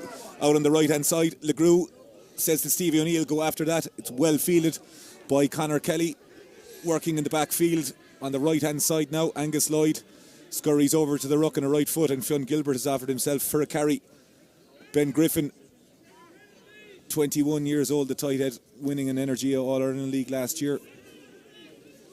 And Lloyd says, let's get out of here. High into the Lakelands sky, well fielded by Smith. And he says, have a little go. Craig Adams, met by Noah Sheridan, quite the tussle. Adams winning on this occasion. And it's Coughlin who's carried through the middle. It's going to be a foot race here. Kelly is on the way across. Coughlin steps inside and he passes to Benny, and just like the first half. All good nines tracking on the inside, and Dan Mooney, game on. Well, Jordan Coughlin's made that one. He looks up, sees there's nobody at the pillar, and that's this was the whole first half was Clontarf winning those breakdowns and winning at those rucks. But when Terenure compete, Tarf look a little disorganised, and in this case they don't get someone on the pillar. Jordan Coughlin, that's an open door. He's always going to walk through that. And again, super support lines from Terenure. There was actually 2 or 3 players outside, potentially could have taken a pass from that. Benny is the man who gets on the end of it. A great try from Terenure. Game on very much now. We can see on the replay there when the ball went to Callum Smith far on the right hand side, he said to Adams to have a little run. He had a little tussle with Sheridan, and that little footwork and fight got him 3 or 4 extra yards, which allowed Coughlin to just dink in, as you said, on that run. And Benny, like all good nines, anything Angus Lloyd can do, Benny can do better. Well, it's we said, the subplots and the interplay between several of the players and several of the positions, key battles, etc. But Angus Lloyd and Alan Benny are 2 outstanding nines, so it's a nice tussle to see the 2 of them going at it. Callum Smith puts the conversion over, and that means the score is Clontarf 19, Terenure College 13. After 5.5 minutes, the scores around the grounds at the moment. Young Munsters lead 14 points to 10 against Trinity and Tom Clifford Park. Garryoner 21 points to 12 up against Lansdowne and Doyle Doyle. Corkon are 7-3 up in a classic against Ballinhinch, and UCD and Shannon are 19 points all in the Belfield Bowl. As I said, we will have roundups from all 2:30 kickoffs after this game, but we have the small matter of 35 minutes to go here in Lakelands as Conor Kelly hits Callum Smith on the restart. Smith sends it, narrowly missing our cameraman Dermot there. But Terenure growing into this game at the start of the second half. I hope Dermot's okay there. That ball was dangerously close to our cameraman. But that's a super exit, a really, really good exit. That's the kind of thing that'll swing a game for you. You get your try, ball is kicked off to you, and you immediately find yourself playing inside your opponent's half. And that's where you want to be. This is where you want to be, controlling the game. Territory is everything, and now only 6 points in it. And the volume level is climbing all the time. The Terenure faithful helping Clontarf with their line-out call, and Gilbert takes it at the tail. It's been a huge presence there. O'D again has beaten the first man. He'll be right up there for the Energia player of the match towards the end of the game if he continues in this form, as Tarf maraud over that gain line. Carry by Griffin. Hard yards again. Donlan met by his opposite number, Vaughan. No inch given here. And Terenure, as you probably hear from the crowd all around us, get a turnover at the breakdown. And Dan, as we said, no inch given there. Terenure are going very, very hard after that breakdown and getting their reward. Yeah, because they have to. First half it was too easy for Tarf in a lot of ways. Harrison Brewer really leading by example there. He's getting at that. He's showing them there is absolutely nothing going to be easy for Angus Lloyd in this half. You're not going to get the clean ball you were getting in the first half. It's not going to be easy for you. And Harrison Brewer and that back row are really going to be at that breakdown now for the next 35 minutes. But that's the level of aggression they have to bring to every single ruck now. Because if they can't maintain that aggression, if they can't go after that ball when it's on the ground, Clontarf, still in the lead, will manage to get their purple patch in this game as well. As we said, Matt Aaron said there would be no rain, which means there was, of course, going to be rain. So We need to thank Terenure for sorting out our lovely roof in the gantry. As Levi Vaughan gets ready to throw into the line-out, Amelia again unopposed. Apply by Tarf to stay down, and they sack at the front of the line-out, but Terenure respond and recycle, and they've got good length in that maul as Jordan Coughlin is called in as they're moving.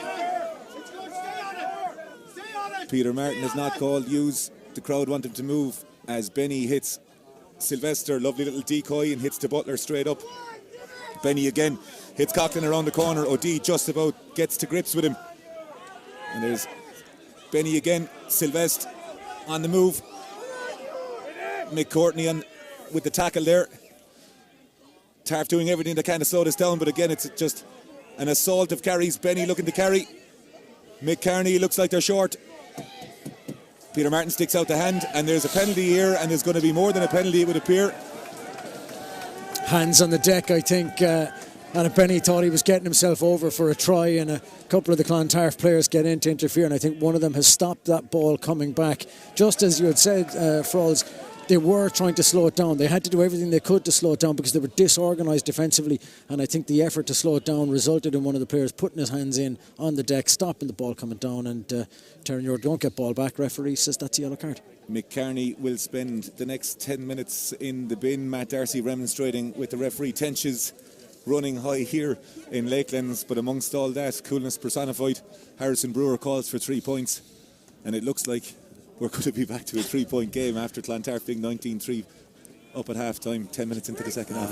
And this is why I say take the 3. You move that scoreboard all the time, and as long as for every visit you make you're getting something on the board, you're going to be thereabouts by the end of the game, particularly when you're into the start of a spell of 10 minutes where the opposition are going to be playing with a player less. Take your 3, have them kick it off back to you, and you're about to start 10 bonus minutes with an extra player on the pitch, and all the momentum now is in Terenure's favour. Tarf are going to have to do something to stop the rot and to trying to slow Terenure down and take some of the sting out of this game, because right now it's Terenure's. Smith with the added 3, and Dan, as you said that, I have no doubt that Sean Skeen said at half-time to not give Tarf easy field position. Terenure's discipline in the first half and the first 10 has not given Tarf anything, and we've seen them score 13 points unanswered as Kelly sends the ball. That will go just about 10, and Tony Ryan, the Wexford man, with a great take. Superb take in the air. Fionn Gilbert is going to have to carry. He's met by Sylvester, and Terenure upping the physicality stakes here in Lakelands. Lloyd, Conor McKeown, the replacement, is on for Tarf. JJOD again eking out the yards. McKeown, but Terenure turn over the ball, and they look to always go to width here. Let's see if they do that. They are trying to move it out the back. Harrison Brewer has the ball. He's got LeGroux outside him. LeGroux is ably assisted by Clossie, who carries again. LeGroux sends it in behind, and Craig Adams will go on a canter, and that looks like it's a 50-22 if the touch judge does see it. And Dan Mooney, I tell you what, the little wrap around, little loop around from LeGroux. He catches the ball, he pops it up, he does a loop around and receives the next pass. Super work, and the 50-22 is recognised. It will be Terenure's put into the line-out. Angus Lloyd is raging about it. JP Phelan on for Clontarf. Sam Owens on for Clontarf as well, replacing Conor Kelly at 10. Caffrey with the take at 2. No sack this time on this occasion from Clontarf. Mick Carney, as we said, in the bin. The maul is static at the moment. Benny has got Sylvester and the Butler there. Sylvester does the hard yards again. Benny getting his charges around the corner. Klassen has got through a hell of an amount of work. It's a good line again from Caffrey. Brewer sets up as first receiver and carries. Tarf just about hanging on here defensively, but have got a good defensive line.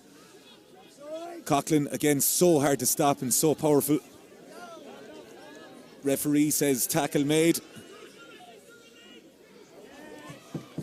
And Tarf survived this scare. Just send the ball down. LeGroux has it in hand. A dangerous runner in broken field, and LeGroux beats the first tackle. Chopped down by Gilbert. Tarf working extremely hard down here to 14 men after McCartney's sin binning. Caffrey again with the carry. Klassen on the breakdown. Tarf, it appears, have decided to select rucks that they're going after. Smith. Darcy just cut off his channel there and had to carry. Tony Ryan using all his power to stop that ball coming out quickly. Benny again decides to run, targeting the referee so the pillar can't tackle. Caffrey. All going on here in Lakelands. Tarf with a 3-point lead after 13 minutes in the second half. Benny has a little look. Cockton again with a carry, met by the Clontarf defence. Yeah, Tarf look much more organised now, and they're getting into those straight lines and really putting pressure on. And Alan Benny says, let's dink it over the top there. As the expendables come in for Terenure College. Conor McKeown, Adam Melia and Mike Murphy. God bless your eyesight, fellas. 20/20 vision with glasses, huh? Yeah, it's a smart play. The little dink over the top is... they were in danger, I think, a little bit of overplaying it, and Tarf looked really organised, really set, and Alan Benny's, okay, we're not going to get any change this way, so let's turn them around and force them back territory-wise and see if we can't make them make a mistake inside their own 22 rather than playing outside the 22 and run the risk of another turnover. We can see changes aplenty coming in for both sides. Dan, a lot of hands going on heads. This is... To say it politely, this is where your lungs might come out another part of your body for a lot of forward play. But Terenure in the ascendancy as Clontarf are judged to have legally sacked that ball. Seems to be the strategy, and it's on now. And it's LeGroux is out the back, and he's got Adams outside him. It's a one-on-one tackle with Bird. He gets inside. Mick Courtney and Sheridan back up their back three man. There's going to be a hard line here from the Butler, hit very hard by Phelan, who's come off the bench and had a good impact. Sam Owens met by Lloyd, and judging where that was on the field, Dan Mooney, Angus Lloyd could be very lucky to get away with just the penalty. Well, he's reached across the ruck, played the 9 before the ball is out, and considering it's only metres short of the line, I'm really surprised he hasn't been yellow carded for that. Matt Darcy using all his experience and charisma, he might say, to chat to Peter Martin there. Peter Martin doing an excellent job this afternoon. Very difficult given the intensity, the atmosphere off the field. But Terenure, there's no real dilemma here. They've been very clear-cut with their leaders, and they're not going to try and take 3 to make it a draw. Smith has said, let's go to the corner. Well, my philosophy on that would be always take the 3, but you've got the man advantage. They have the extra man. There is more space to go at it. Now is the opportunity. This is one of the few times where maybe you don't take the 3 and instead, with that extra man, put some pressure on, get the squeeze on, and move it out the back. Vaughan hits Melia at 5 in the line-out, and Terenure look like they're on their way to the Clontarf line. The ball is at the back of the maul. Ed Kelly doing his best to disrupt it. Peter Martin says, don't change your mind.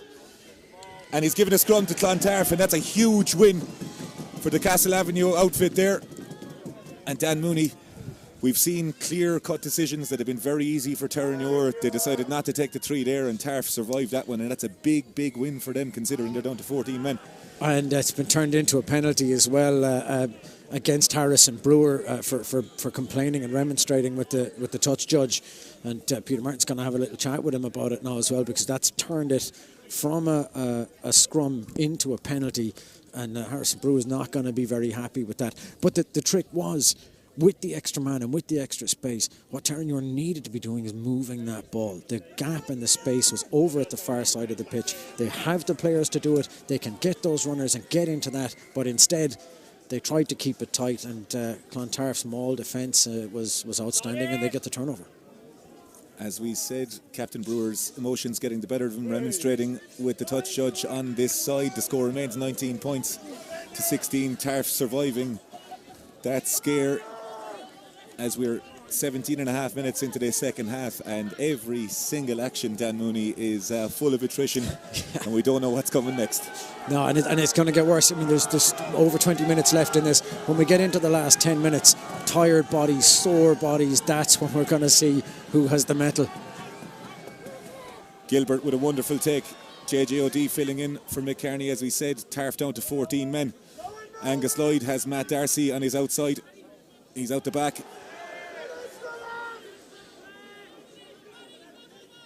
Tarf slowing it down, using all their experience. Tony Ryan telling JP Phelan to get around.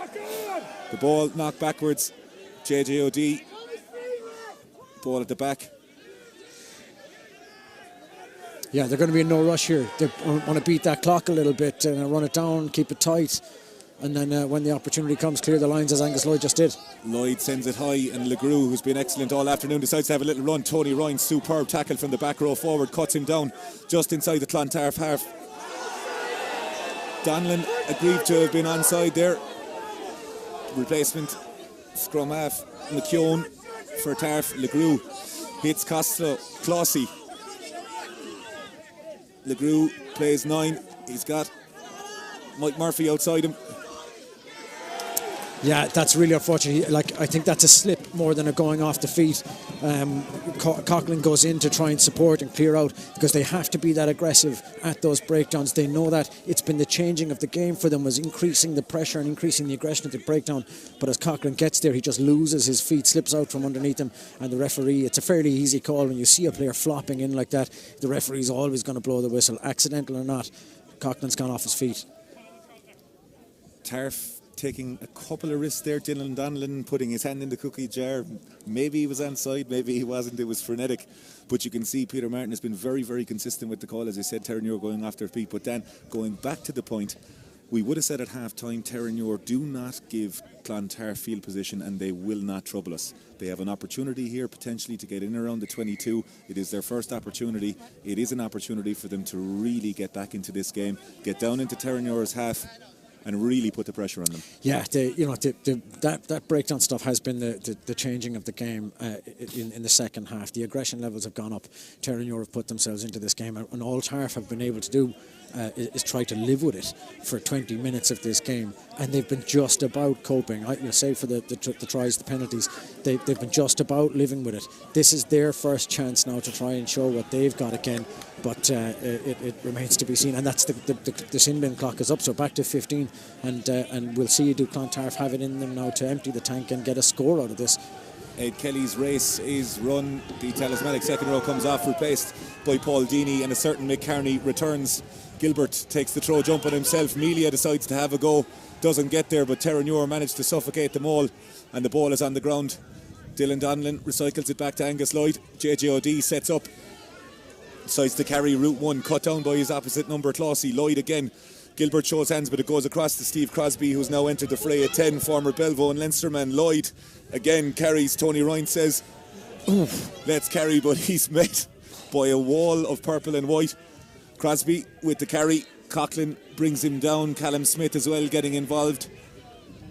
Terenure thought they had hands on that. Donlan goes to the back, and Matt Darcy for the first time is caught today in contact. Lloyd hits Kearney, who will look to make amends after returning from his infringement and spent 10 minutes on the sideline. Luke Clossy appears to be in trouble. Lloyd hits Phelan out the back to Darcy. Takes a little short line as he saw Terenure shooting on the outside at the risk of an intercept. Lloyd again. Phelan hit very, very hard there by winger Stephen O'Neill. Soroka. The collisions 15 metres out of the ruck have really gone up a notch. Crosby again hits Darcy. Darcy on the inside, and Darcy so elusive there. Terenure's defence on the inside getting him, but Tarf just about getting over the gain line. Crosby, he's got Deeney in support, and Tarf going through the phases here. Bird. Adams a little bit high there, but the referee says it's okay. Tony Ryan and JJOD with the ruck. Gilbert on the move. Soroka bounces off Adam Chute. Highly physical out there as Crosby gets the ball, and he says it's touched. This could go anywhere with the bounce. It's well fielded on that side. Stephen O'Neill with the carry. Not held. Murphy and Donlan. Donlan almost getting a turnover there. Has been like an additional back row for Tarf. He's got through some amount of work. Terenure looking, and you can see Colm de Butler getting outside Clossy and Chute. But Callum Smith says, let's get down the field and see what Tarf have. Matt Darcy allows that ball to bounce. He's got Tyke Bird with him. Darcy Bit of a nothing kick there from the captain. Smith rifles it back downfield. Crosby does very well to cover that. No sign of a potential 50-22, and Crosby here looks like he says, let's get the ball out of play. And that's exactly what he does. Dan Mooney, catch your breath. Oh man, I tell you, like the hits, the physicality from phase after phase, and you have to say that if Clontarf were winning those physical battles in the first half, they're not winning them now. Every single phase on that, they were going backwards with the ball. Terenure's defence coming up, making mincemeat in some of those tackles, and then the pressure on the ruck every single time. It really, the physicality of the game has just climbed and climbed as it's gone on. And it's fascinating to watch. And it has been sort of that game of two halves thing. Tarf had the advantage physically in the first half. Terenure showing that they have it in this second half. Tarf must have lost 25 yards phase after phase going backwards with their own ball, and Terenure have that dominance, but they need to still get the score, still 3 points down. As the players get their breath here in Lakelands, some dying minute scores in Division 1B of the Energia All-Ireland League. Buccaneers 31, St Mary's College 24 in Dewberry Park. Highfield 24 points to 3 up, and winners against Malone in Woodley Park. Naas 47 points to 34 against Banbridge in Kildare. Old Belvedere continuing their fine form, 15 points to 0 against league leaders City of Armagh in Ollie Campbell Park, and UCC 19 points to 18 up against Old Wesley in Energia Park. We will have a full roundup of all 2:30pm kickoffs at the finish of this game, but we still have 15 and a half minutes to go plus stoppages, and Dan Mooney, the final quarter is all set up to be some finish. We knew it was going to be like this. Even when it was 19-3, you felt like this game was always going to be close, and it will be.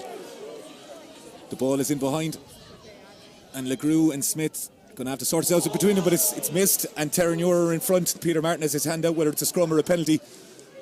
Lloyd is looking to move the ball. Matt Darcy is calling it for the right hand side. He hasn't seen him, he has now, and he hits Darcy. Darcy's brought down by Sylvester. Clontarf 5 metres short here. Lloyd moved out of it by his forward pack, and it's Soroka who has the ball in his hands. Clontarf normally deadly from this range. Dylan Donnellan used to falling over the line for this range. JP Phelan has the ball. Terenure underneath it. They're a metre short here. Phelan has it. Fionn Gilbert now has the ball. He gives it to Deeney, the replacement. He stopped just short. Bodies everywhere on the ground. Slow ball for Tarf. They decide to keep it inside. Lloyd giving his charges, telling them what to do. Soroka again with a carry. Yeah, they're not going to really rush here. It's about patience now. Carney with the carry there. Tony Ryan ably assisting him there. Soroka again has the ball. Peter Martin says Terenure to stay back. Soroka with the carry, just short again. Lloyd says let's go. Hits Darcy. Darcy with an opportunity, and Matt Darcy makes the score for Clontarf. Captain fantastic with 14 minutes to go on the clock, and Clontarf Dan Mooney. And that's the bonus point try. I mean, that's their fourth try, a bonus point try. They extend out the lead now out to 8 points, likely out to 10 points. And, for a game where they were, for a half where they were under such tremendous pressure and played 10 minutes of it, down a player, for Clontarf to do that and produce that, get that score, all coming from an error on the line. The ball kicked through, bounces awkwardly, and Terenure can't recollect that ball. Tarf put the pressure on. They were patient, as it said they needed to be, and Angus Lloyd showing his smarts. They've kept it tight. Terenure have narrowed, and I give it to Darcy. Darcy sees the gap, and through it he goes. Super try for Clontarf. And with 13 minutes on the clock, Terenure now need to find another gear to go to if they're to get something out of this. Tyke Bird has taken over the kicking duties with the departure of Conor Kelly as he sizes this one up. Wind blowing from left to right. Bird strikes it very well, and Clontarf take a 10-point lead, 26 points to 16 here. Game not over by any stretch of the imagination, but that's a big moment in the context of the game, Dan. Yeah, massive. Stretching it out now to 10 points. All the pressure back on Terenure again, having been so dominant in this half and so good in this half. To bring this back or to push this back out to 10 points again means that the pressure is on Terenure. They need to deliver something to first of all get within losing bonus point territory and then potentially to sniff out a victory. But Clontarf will be delighted as it stands, a bonus point and potentially the win, all 5 in the home ground of the top table toppers. Mick Kearney gathered the kick-off at the second attempt, and Angus Lloyd. There's an element here of Clontarf potentially deciding to shut up shop, but Terenure will have something to say about that. Lloyd's kick not able to be fielded by Terenure, and Clontarf will have the scrum, and Dan Mooney, you can be certain that Terenure or that Clontarf will not set this scrum in any quick way. The scrum will be set in about an hour and a half's time, and it'll take about an hour and a half to complete the scrum. Smart, this is the dark arts stuff again. I know we've probably overused that phrase from time to time, dark art stuff, but those props are going to be in absolutely no rush to get this. It will likely go down the first time and be a reset, and we'll have another one, and that's how smart teams win games, and they'll be in no hurry. They'll want to control this. That's how a team wins a game. When you're up 10 points, 10 minutes left on it, it's all about control and discipline. No mistakes, take your time, beat the clock. Dylan Donnellan spotting that his shoelaces were untied as the clock runs down here in Lakelands. 26 points to 16. Clontarf leaves. Clontarf with the bonus point, as we have said. The tries coming through Matt Darcy, Cian O'Donoghue, Angus Lloyd and Ivan Soroka. Terenure's scores Alan Benny and Harrison Brewer with the tries. It's been an absorbing encounter as we enter the final 10 minutes, in the scrum doesn't get set this time. It's amazing then that the scrums were picture perfect for 70 minutes, but all of a sudden it seems that there's an issue.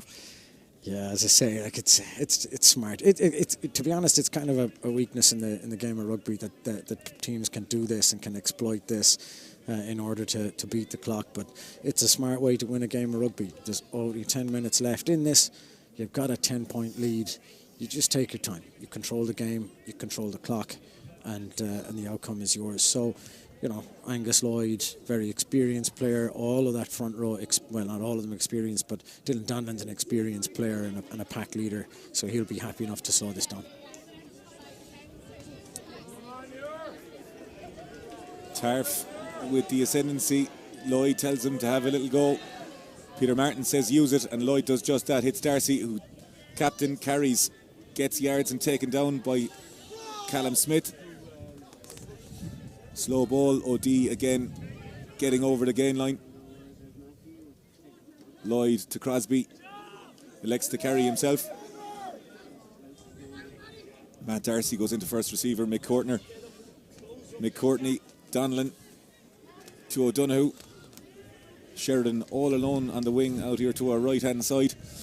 If they see it, Gilbert does well. Darcy, lovely little hands. The ball bounces loose. Steve Crosby, Peter Martin says the ball has gone back, and Terenure have fired into that ruck.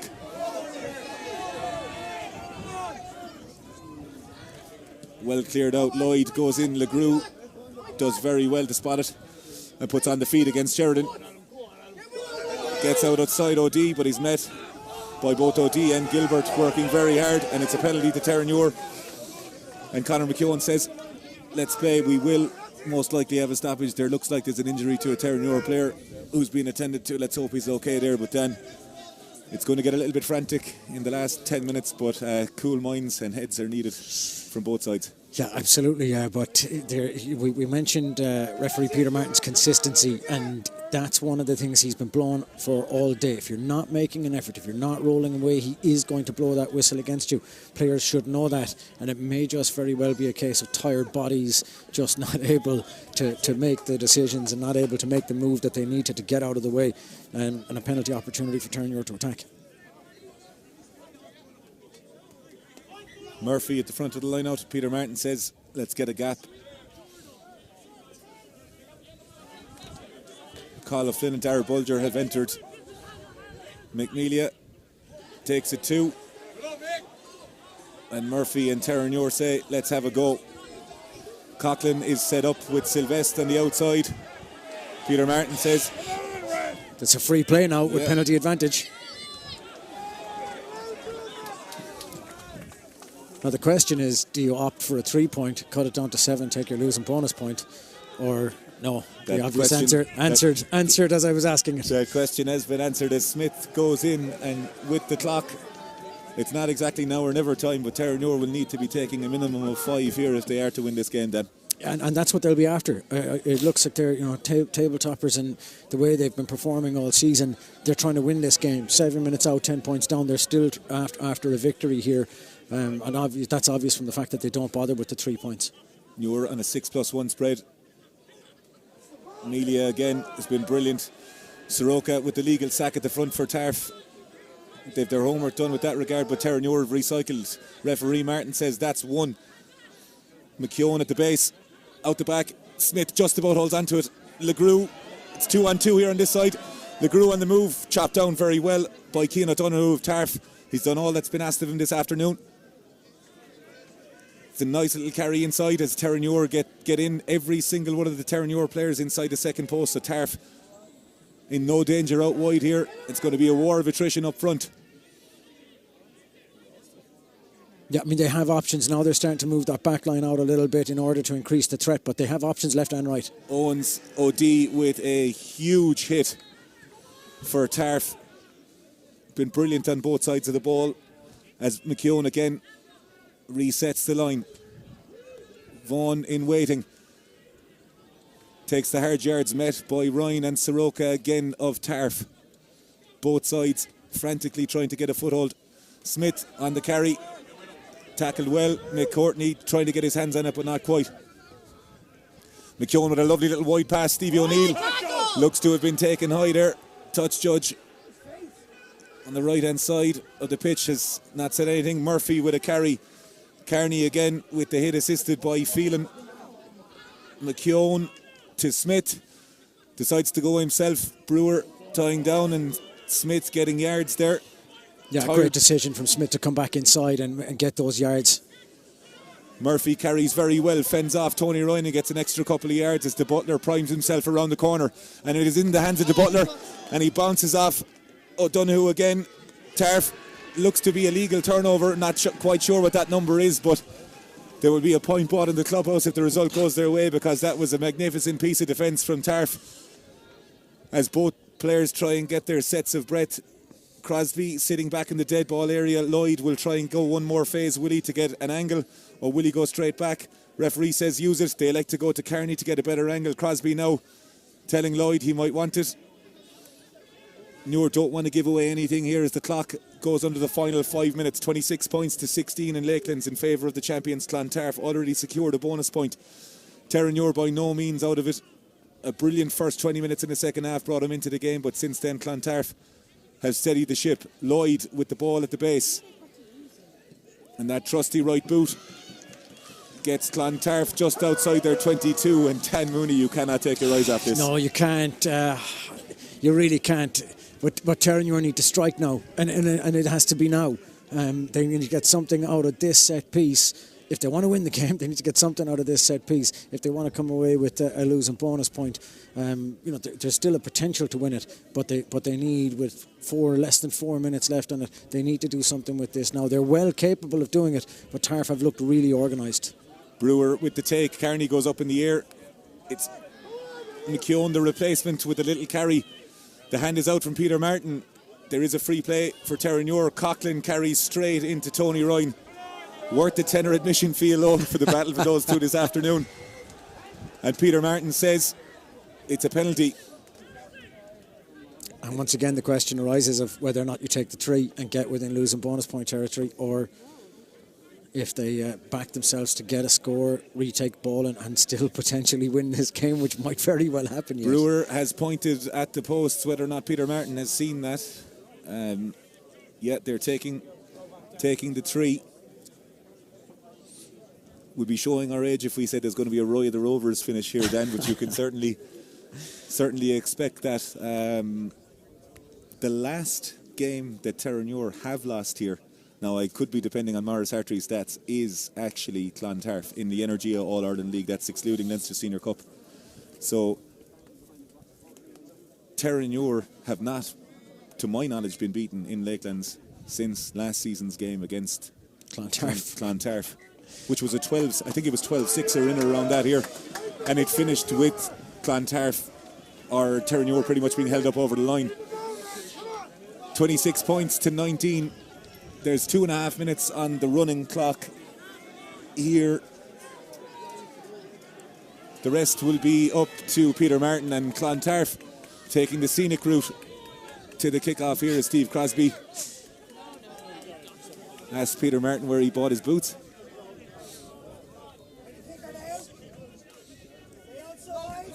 So, 7 points in it, ball going to Terenure.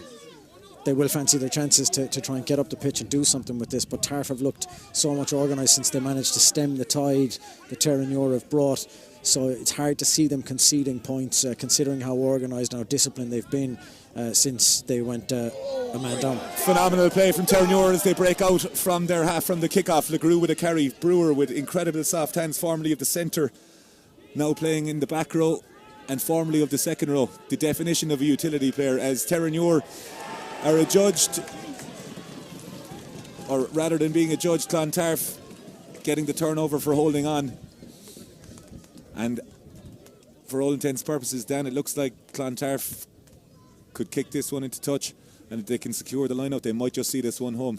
Yeah, I think that they will. It's funny, you talk about going a man down, you lose a player. It was a much bigger impact for a yellow card, a few years ago.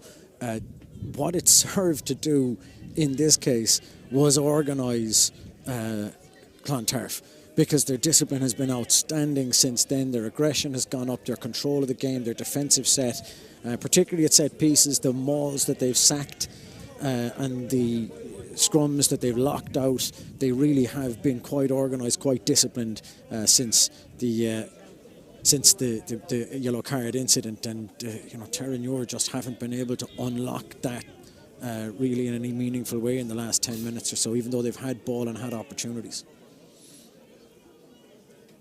Kearney claims the line out for Tarf as we enter the final 40 seconds of the game. Tarf on the move, Terenure. Angus Lloyd has a little look, he hits Darcy on the move, steps inside, Smith. Darcy so elusive for a big man there as the captain. Terenure have gone in the side. Peter Martin with the handout. With a penalty here, and Dan, with this penalty, Tarf, if they decide to take 3, will stop Terenure picking up a losing bonus point, which could be huge in the context of home semi-finals. Yeah, I think they'll want to. I think they'll want to get that 3 points on the board, move it outside of 7 and deprive Terenure of the losing bonus point. And we're into that level of that minutiae of decision making at this stage of the game. It's going to be the last kick of the game.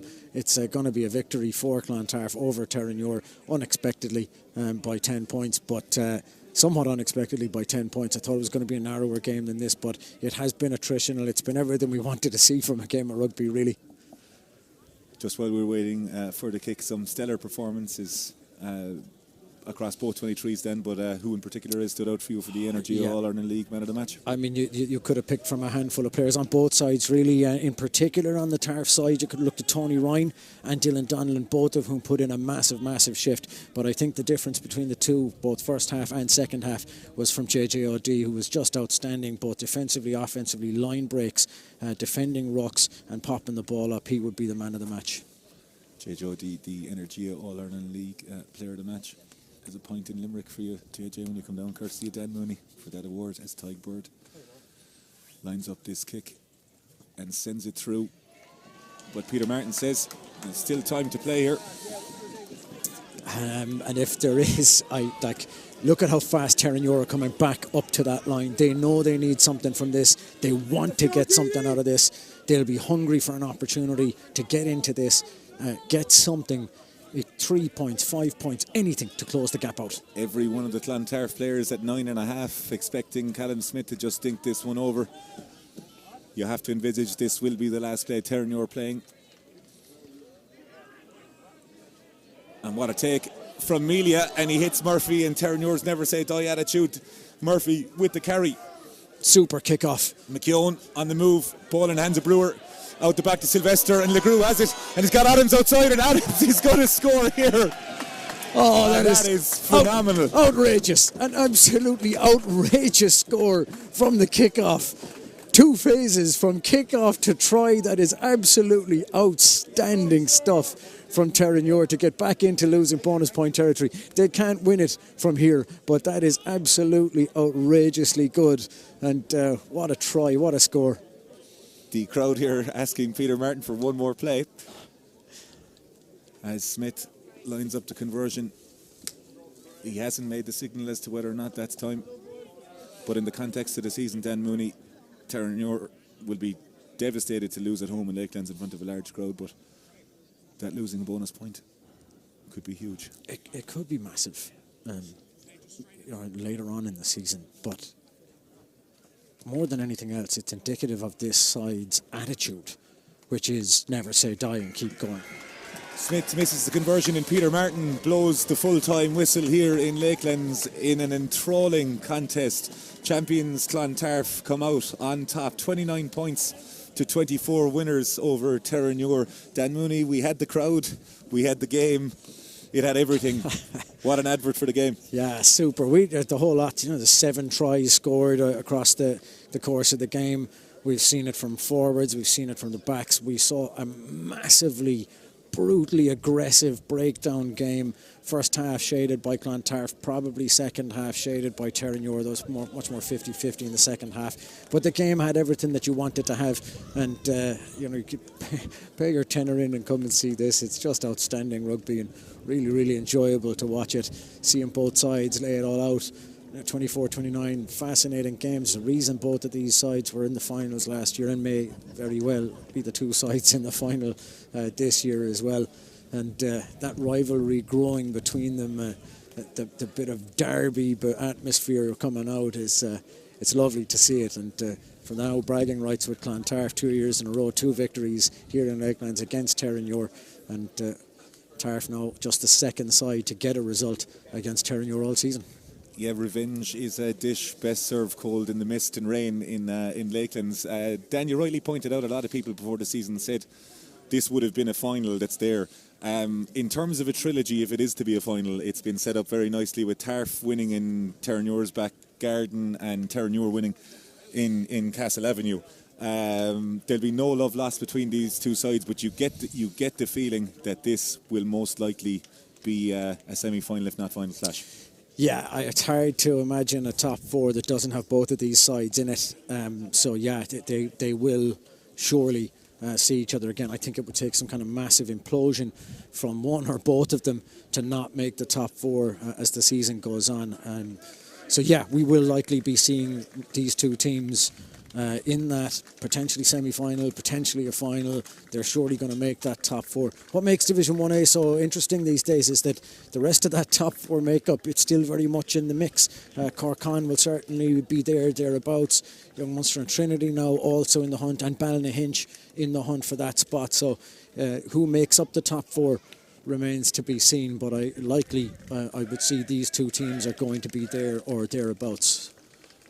The attrition rate of Division 1A, we will get to the 2:30 p.m. Fixtures back at base in just a few moments' time, but the attrition rate of Division 1A, we spoke to Captain Matt Darcy before the game, who said that they didn't perform well against Clontarf last week in the Castle Avenue. The magnitude of the result here, to go from that to come to the for all intents purposes, what looked like that they were going to be railroading their way to the Aviva, to come here and win is such a big statement right across the league. Yeah, it's huge. And this speaks to the competitiveness of the whole thing as well. Corkon get a result last week against Clontarf. Terenure, for the first 8 games of their season, they won 8 games out of 8, and one of them, all bar one of them, a bonus point victory. So they just looked like a team that were motoring all the way. Then they have a reversal against Young Munster in Tom Clifford Park. and suddenly they can bleed. They're a beatable team perhaps. And Tarf go from losing last week against Cork Con, a rival for the top 4 position, to coming up here and beating that team that was motoring so well for the first 8 games of the season. So the competitiveness of the league is there. The teams can beat each other and can take points from each other. Those top 4 sides can still clash, and it's hard to predict with any degree of certainty which way results are going to go between the teams in the top 5-6 positions. We've spoken about Clontarf, Dan. Let's jump to the Division 1A Energia All-Ireland League results from this afternoon. Young Munsters with a massive 17 points to 10 win over Tony Smeath's Trinity in Limerick. Terenure and Clontarf, as we saw, was a 29-24 win for Tarf. Garryowen with their first win of the season, a massive one that gives them a little bit of a lifeline, 21 points to 12 against Lansdowne and Limerick. Cork Constitution were 14 points to 3 winners over Ballynahinch in Temple Hill, and Shannon winning by 3 points against UCD. So the makeup of Division 1A is absolutely phenomenal there, Dan. The fixtures for the results in 1B will come up in just a few moments' time, but before they do, on that, very quickly, Shannon's win in UCD jumps them ahead of them and puts UCD into 9th. Whatever about the top 4, the bottom is heading up as well. Well, and now it's turning into bottom 4 too, which is, it's going to be a really, really close run into the season. The results in Division 1B of the Energia All-Ireland League. Buccaneers winning a high-scoring encounter, 31 points to 24 over Sean Cronin St Mary's College in Dewberry Park. Highfield were 24 points to 3 winners over Malone in Woodley Park. Naas getting back to winning ways, 47-34 against Banbridge in 4-0. Old Belvedere were 15 points to 0 winners. Statement win for Old Belvo and Ollie Campbell Park. They're absolutely flying against City of Armagh, who were top of the table. And UCC, after 3 very tough weeks, go to Dublin and get the win against playoff hopefuls Old Wesley, 19 points to 18 in Energia Park. Dan, the surprises, the entertainment, it keeps continuing. Well, 1B is one of those divisions where, again, anything can kind of happen. We saw how close it was.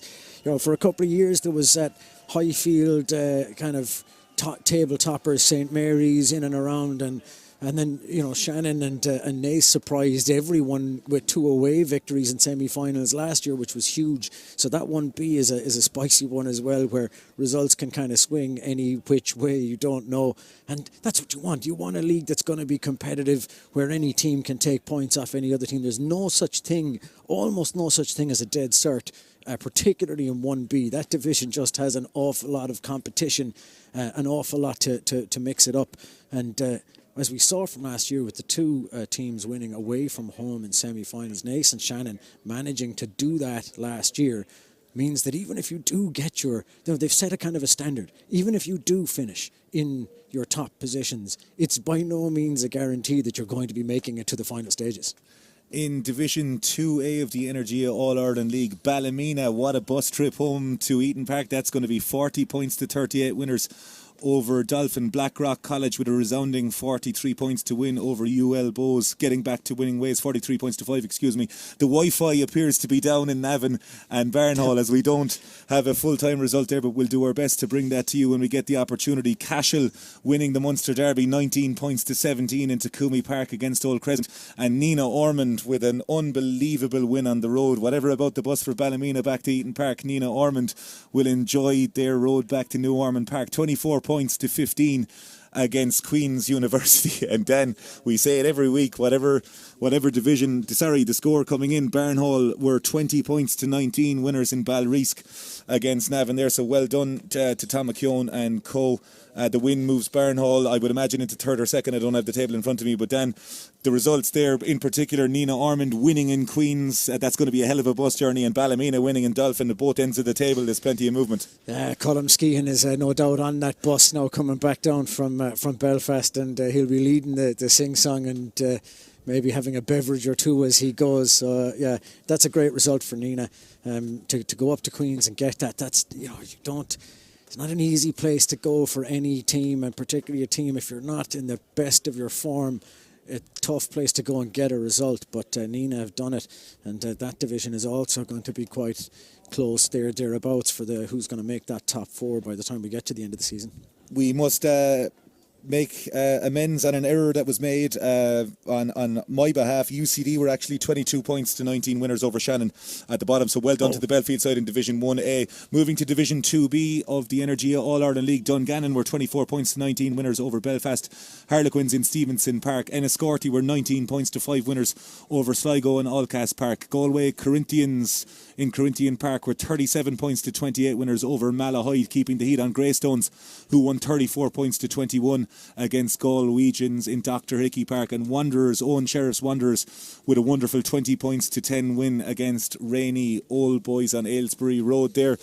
Division 2B throwing up some surprises, but Corinthians and Greystones will stay first and second, and we said that there was 3 points between second and or third and ninth, so we won't even guess as to where people are there this afternoon. Dan Mooney, the official attendance in Lakelands Park this afternoon, 1,291 people. So the Energia All-Ireland League, Dan Mooney, is alive and well on that. We'll get to that in a few moments' time after the results in Division 2C of the Energia All-Ireland League. Ballina were 25 points to 19 winners over Middleton, which is a massive lifeline for the Westerners. Bangor were 24 points to 12 winners over Oma Academicals in New Pritchard Park. Bruff 17-14 against Sunday as well. Massive win for Bruff there, keeps their playoff hopes alive. Instonians 64 points to 0 against Clonmel. 12 games, 12 winning bonus points, and they're all but confirmed in Division 2B of the Energia All-Ireland League next season. And Skerries and Tullamore, which a lot of people think will be the semi-final in 2C, 14 points to 6 winners on the AstroTurf in Home Patrick. Dan Mooney, try and get your breath after all of that. What a Saturday afternoon in the Energia All-Ireland League, right across the divisions. Plenty of entertainment as we head into the last week of January. Oh, look, the All-Ireland League is, for my money, is making a comeback because the product and the standard of the rugby has gone up. The excitement is fairly unrelenting. You know, you get these big results, you get these big turnovers, and fans coming along to see the game. I don't think ever leave disappointed in games. It's typically you get to see quality rugby, you get to see exciting stuff, and because the clubs are becoming part of their communities and the communities are folding into the clubs, you get that real sense of community from watching the games as well. So yeah, the AIL is making a comeback. Energy obviously playing a big part in that, in promoting the league and getting behind the league and offering the support that, you know, hasn't been there in the past when it needed to be. So, you know, you've got to give credit there to Energia for being involved in that. But as I said, the product is excellent. Fans are enjoying it. They're starting to turn up in larger and larger numbers, and that can only be a positive thing for the league as a whole. And you'd just love to see that keep on growing, because it really has been excellent stuff, particularly in the last couple of seasons where we've just seen excitement and the divisions are tight and close. The games are hardy and tough, like today's game, and you know, great stuff to watch. The Energia All-Ireland League will take a well-deserved break ahead of the Six Nations. There are a couple of refix games on next week, in the Club Scene podcast will return. My thanks to Dermot on the camera, Brian, who was on analysis, to Kieran and Jack back at base. From myself, Daragh, Frawley and Dan Mooney, a very good evening, and thanks for tuning into this Energia All-Ireland League broadcast.